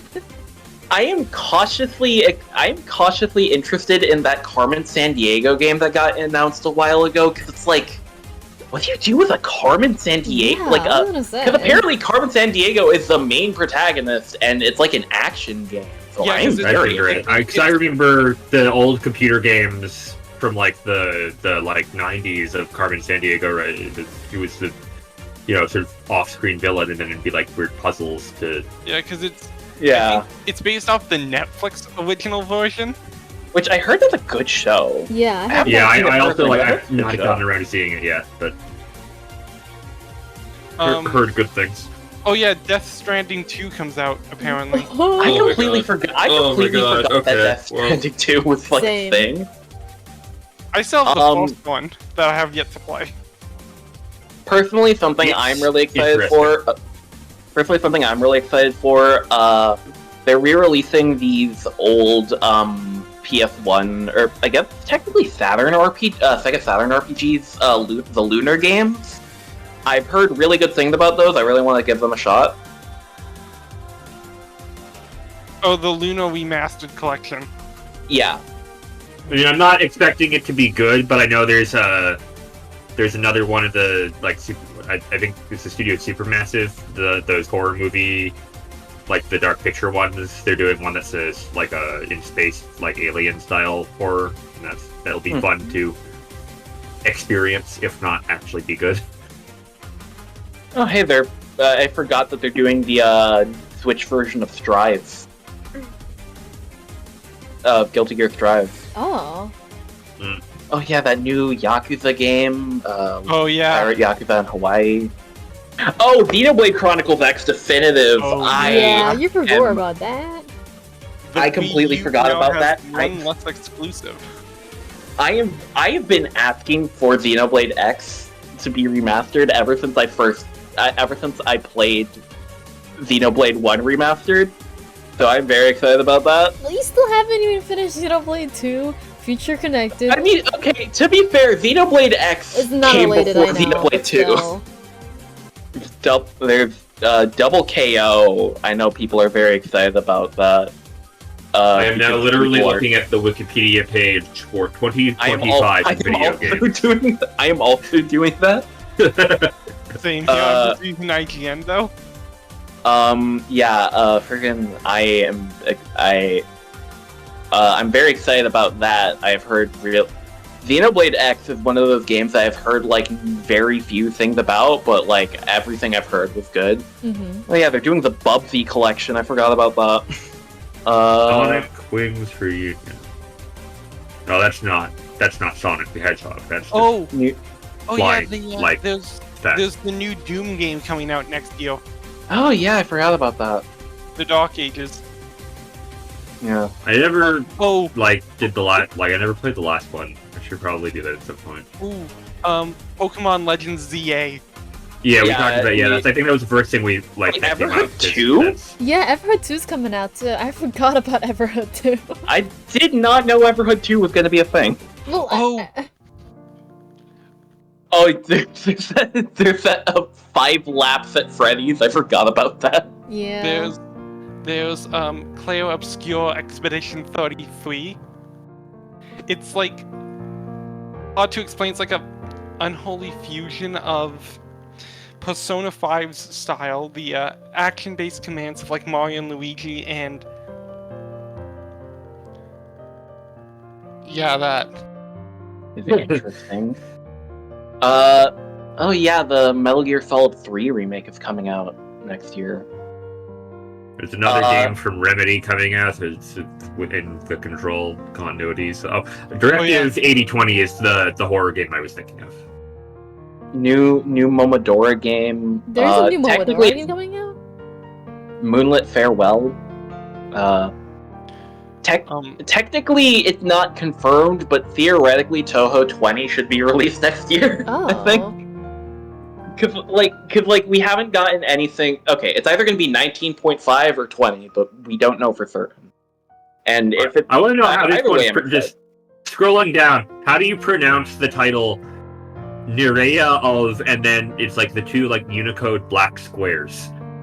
Is that redacted? Is it square? Like what? Oh, Alright. shout out to my good friend Fira Knight on Tumblr. I know they are very excited for Professor Layton in the New World of Steam. Right. Because Apparently, I completely forgot that was happening. Fantasy Life I is currently expected to be April of 2025. Oh yeah, they're also releasing that unreleased Shantae game. I almost forgot about that. Oh yeah. And Shovel Knight Shovel of Hope DX. I forgot about that too.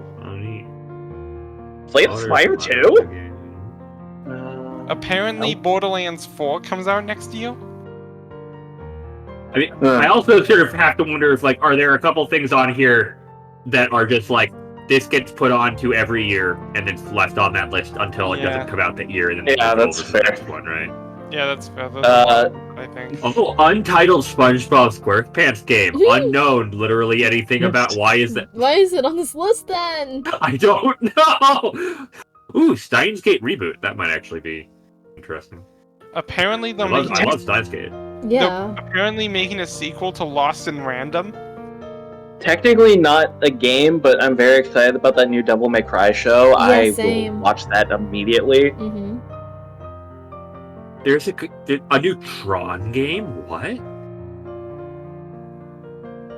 Oh, and freaking Guilty Gear Strive Dual Rulers. I am very excited about that one. Alright, there's Vampire Masquerade Bloodlines, which I'm sure is going to get delayed again, given it's been like... Apparently... It's been delayed at least 5 times now, right? Like, they had a giant fucking ARG, like a huge, like actually really good ARG to announce it, and then it just never happened. Looking through like upcoming video game related movies, we're apparently supposed to get a Miku movie. What? Interesting. A colorful stage, the movie A Miku Who Can't Sing. Wait, they're just making an Until Dawn movie? What? Hold up. You can't just do that. Also, let's get ready for the Minecraft movie. It's gonna be horrible. Oh, God. Oh my god. I really think... You know, I'm just dreading there being, like, it's gonna be, like, you know, like Gen Alpha, like, there's gonna be some demographic that actually does just, like... Okay, I will say it's like, I'm not going to be nice to it, but I will say that the second trailer does look marginally better than the first one. Well, and it did get a laugh out of me, specifically as a child I've yearned for the mines. But that is because that is my sense of humor, and my sense of humor is very broken. We're doing a Mortal Kombat 2. I never saw the first one, but I thought I heard that it did not do well enough for them to do a second one. From what I understand, it was okay. It wasn't like great, but like it wasn't like the actual Mortal Kombat tournament. Is the only thing. So now 2 is going to be the actual tournament. Oh. Okay. There's also FNAF 2 coming out next year. Yeah. Avowed comes out in 2025. Oh yeah, 2025 is also pretty good for Guilty Gear DLC. I know Venom, then that character from Dual Rulers, and then Lucy from Cyberpunk for some reason. For some reason. What is she doing here? I don't want her! Like, I think it's cool that she's been... Like, I think it's cool that she's being included, but... For the first Guilty Gear for the first Guilty Gear guest character in general, why was it not Ragna? That's what I'm saying. Should have been my boy Ragna the Blood Edge. I think Fallout Season 2 comes out next year. I believe that. They did get Macaulay Culkin for Season 2. Well, everyone's like, they have the opportunity to do the funniest thing by just having him be from the vault where he was just in there alone. Yeah. That would be kind of funny. Alternatively, since his original VA turned out to be a bit of a Trump supporter, Arcade Gannon we cast. Let me check my wish list real. He was voiced by Zachary Levi in the original New Vegas. I see. Oh god, really, Zachary? Oh, that I knew he was like a tool. I did not know that he was explicitly like. Well, he initially supported. Man. He supported RFK Jr. Oh, that's worse. Okay, all right. Well, on brighter news, I completely forgot that Anton Blast was coming out next week, and I guess we're not getting any more Shazam movies, huh? Well, I mean, see how Harold and the Purple Crayon did? Apparently, Cassette Beast just got a new update, and apparently it was pretty good. I haven't played Cassette Beast for myself. I've heard it's really good though. I heard good things. I also like Monstronomy is another Pokemon that I want to play, but I have not. And I just saw a little bit of it streamed and kind of wanted. And it's literally it's intentionally just what if all the fucked up creepypastas about Pokemon games were true? Oh, that's interesting. I might give that a look. Both of us completely forgot about this game, Blaze Blue Entropy Effect. What? I forgot about that completely. Oh my god. What else is there? Oh yeah, the new Terror Drone game finally released. There was a TLDR on that. There was a while ago a fan-made fighting game where it had a bunch of horror movie villains, and they made a sequel to it where it's it's public domain horror characters, and I haven't played it myself, but I heard good things about it, so that's kind of cool. Hades 2! We all forgot about Hades 2! Yeah. It hasn't come out yet! Yeah, technically it hasn't come out yet because it's early access. It's only early access. Still, it looks so good. From what I've seen so far, it looks amazing. Legitimately, one of the reasons I did not mention it was because I sort of was thinking, hasn't it been, out since before this year? And it's still not, but I guess it was this year that it did. Yeah, it's in early access right now. Yeah. I heard about Hunter Chronicles. This is apparently a Mario and Luigi-inspired RPG. I'm kind of interested in it. Shout out to the thing that only I care about, a old Newgrounds Flash game that I used to love got a remake this year. No Dead way. Detention. If any of you know what the hell I am talking about, I am giving you a high five. Well, not all of us live near you, so... It's a Newgrounds game. It's not a... No, I mean, you can't give us a high five if none of us... I mean, Brick, if You know Brick what knew I it, you mean. would have to come all the way over here to give you a high five. You know what I mean. I know, I'm kidding, Yeah. I'm kidding. What else? What else is there? Oh yeah, shout out to you know those, you want those games, right? So here you go, now let's see you clear them. Just that release was really funny. Was that this year? I thought that was last year. Well, the sequel was this year. Oh, They yeah. released a Sequel? sequel. Oh, right. Yeah. I did not know that they did a sequel. What else is there? Oh yeah, Jackbox Survey Scramble. That was an interesting release. I can't believe they did that, and it was honestly really good. From what I've Jackbox Naughty played. Pack also came out this year. That was it. I saw a stream of the Naughty Pack stuff, and it's the Naughty stuff itself is not that interesting, but there are a number of game design things that they've done in it that I think presumably will find their way into future Jackbox entries that I think are legitimately good. Typos in the pre-generated answers in a way that makes it I less love when obvious. they do that.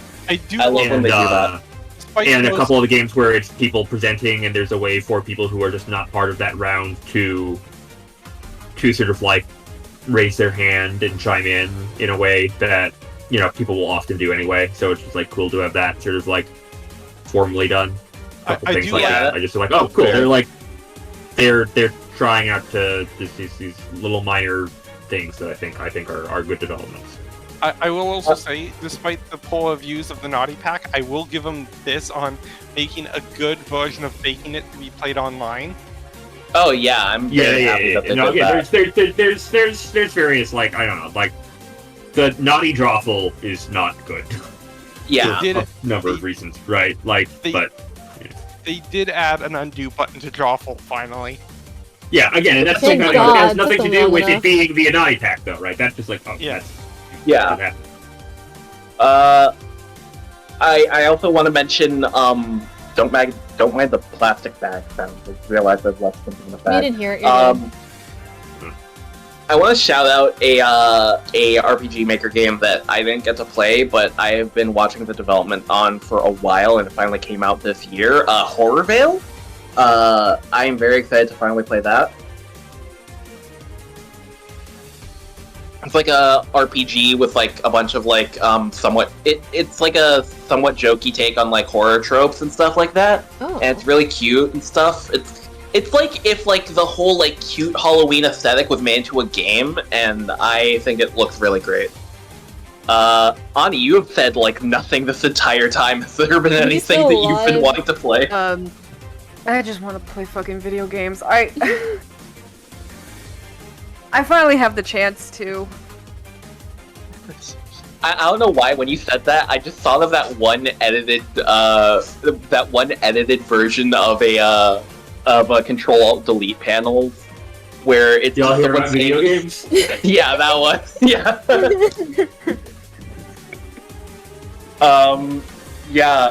If I think that's the There's one more I'd like to shout out.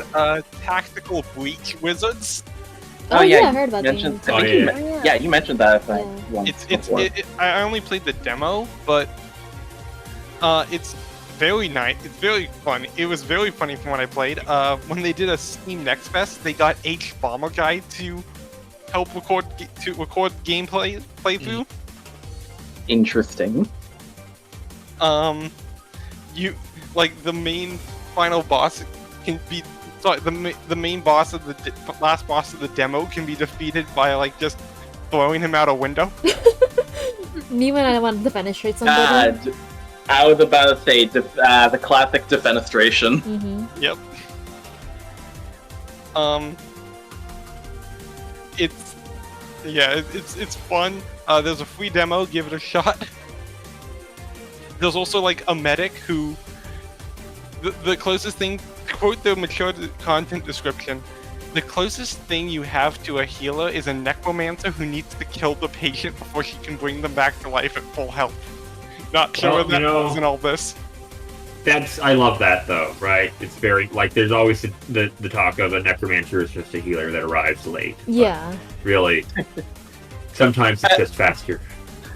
I don't know why, but my immediate thought was that just again, Xenoblade mentioned Charla shooting people and healing them. The healing gun. And then she shoots somebody to death. Yeah. Another game coming out next year, potentially because it's been delayed a lot, but Toho fan game, Fractured Transience. I think that's how you say that. It's like a Smash-like Toho game, and I am very interested in that. Apparently, it's been developed for a very long time. Oh. So there's a good chance that it might just be delayed, but if it's not delayed, if they actually release it next year, I will be very excited because it looks amazing. The only thing is that we haven't seen any other characters outside of Rainbow and Marissa. Also, in terms of other Toho, last shout out probably for me. It's a game I kind of want to try. I don't own it, but I kind of want to give it a shot anyway. Gensokyo Odyssey. Oh yeah. Oh yes, Gensokyo Odyssey. I completely forgot to mention. So, for those who don't know, Gensokyo Odyssey is a Toho visual novel / air hockey game. Okay. And it's very jokey. It has a lot of silly dialogue, and it's something that doesn't take itself seriously, but in a way that is very fun and charming. They have a bunch of fan artists from the community coming together to draw the characters in all these different art styles. They have the requisite Toho fan character who is fantastic. I love Kakoi. They're currently doing a Kickstarter to get a Kakoi Fumo plush. Oh yeah, I'm so excited about that. That's so dumb. I love it. But yeah, Gensokyo Odyssey is fantastic. We If need you to do a love real-time just ban game, of that game. we do. No, if you we just need to do a fan dub of the game. yeah, we don't even need to do a real-time fan dub. It just needs to be a fan dub because honestly, the dialogue is yeah. But yeah, go check that out if you can. I think it's only like $10 on Steam. For me, at least in Canadian, it's only like $6.49, so like $5 for you guys. Oh yeah, that's really cheap actually. So Yeah, yeah, go oh my check gosh. that out. I want to say that's it. Sorry, sleepy. Eepy. I guess that's it for now. So yeah. Again, thank you for watching. Thank you to everyone who joined. I mean, Jason's the only one here, but still, thank you, Jason. You're welcome. we love having you on always. We love having you on whenever we do these, and in general, of course. Thank you to everyone who left the call. Shout out to them specifically. Thanks for leaving the call, idiots. Now we get to have all the interesting conversations ourselves. Yeah, and of course, thank you guys for watching. See you guys in 2025 if we don't end up releasing anything beforehand. I thought you were gonna say if we live that long. I mean that too. Yeah. So that's it. Bye. Bye. Now get ready for a blooper reel. Woo! And we'll edit the intro in, and then we'll Yeah. Just do the same thing we did last year, where we just edit the intro in, and it just goes over our voice. I still haven't thought what song. You said like do funny YouTube intro, and I was just like, I guess it's better than like apologetic YouTuber intro. Oh god, right? yeah. Hi guys. I'll get the ukulele. No. Hey everyone. Sorry. Hey Hi guys, everyone. this is gonna be a more serious video than usual. I apologize for my actions. I shouldn't have committed medical malpractice. You gotta get the dog with you, man. Like, you gotta be petting the dog. I'll just edit my dog on screen. The OB. Exactly. This is really hard to do because I love you guys so much, and you deserve so much transparency. I made a severe and continuous lapse in my judgment. Hi. Sound effect. Hi. Sound effect. We're not doing this again. We're not doing this bit again. We're not doing this bit again. The bit had its run. Okay. Unfortunately, that is still one of the funniest apologies. All right. Don't Okay. laugh. Okay. Calming down. We gotta put that in like the bloopers. Yeah, we know there's gonna be a blooper reel at the end of this episode. Yeah. Okay. All right. Back to normal mode. Oh, somebody left. Whoa. Who left? Hey, no one left. Oh, that was the stream dying. My bad. Yeah. Should I pull up the Alright. playlist? You're a person too. Yes. Pull up the playlist. Hold on, where'd the playlist go? Okay. Among Us. Among Us. Oh, I found it. Here Oh it is. wait, I have to add my little tune for myself. I agree. Okay, so we're Actually, getting rid of the watcher because Catcher's not showing up. Unfortunate. Yeah. So we could just skip it. Where do I put it? Where do I put the link to the YouTube video? Just Thanks. send Oh, in wow. the Game Awards prep and we can Oh, call there it is. Yeah. Okay. I'm gonna kill somebody. You're gonna krill. Alright, I'll drop. I'm gonna kill somebody. Huh? Yeah, make sure to like. I'll drop subscribe. the lot Yeah. though.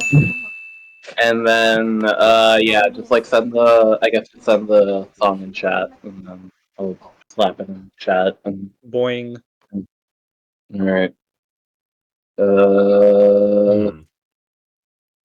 Okay, there we go, and then I do the thing and save it to the playlist, and then reload playlist. Hold on, my mom needed me to help her with something. There it is. We're It gonna. really is it really is the blooper section. Okay. Yeah. Wah wah wah wah. Here, the video. Okay, there we go. I always think of all the time. There we go. Guys, We'll take this I don't out know in what- post, right? And then I they don't go. remember if you guys had a name for a booper section, but it should be something like the Auxie errors or something like that. Oh, that'd be so The cool. Auxie error is actually kind of funny. I like that. A good ass name. Thank you. We usually just do the blooper reel alert. Blooper reel alert. Oh, Loon, don't forget. What was that? Don't forget to loop the audio. Oh shit. Yeah. There we go. Yeah. Okay. God, I don't have to do the work this time. I love it. All right. Okay. Okay. I gotta continue the funny intro. Okay. All right. 3, 2, 1. I think maybe your mic is on the wrong mic. It might. I don't think I'm on the wrong. Wait, am I on the wrong mic? You sound like Oh, you gosh, usually I'm on the do, wrong so mic. if you have upgraded your mic since, like, last Game Awards, then you're on the wrong mic because you sound like you were on the sound other better mic. now? Yes, Do I sound better way now? better. Yes. Oh my god. Yeah. Yes, you do. Okay, I do not know why that happened. I gave you a microphone. You use it. No, No, I'm did using not it. utilize You said the cord is being weird. I'm hoping my dog isn't coming up on freaking my mic because it's like, He's not. I've She's not, not. I've, Don't I've not worry. heard your dog. She's not showing up. Okay. Don't I did worry. not hear your dog. Okay, My we're cat good. is like sitting right next to me though, speaking of animals. Aw. Kitty! Chilling. I love kitties. You gotta show your kitty. I closed the door to my office so my I cat. will. No! How could you? No open doors. No closed doors.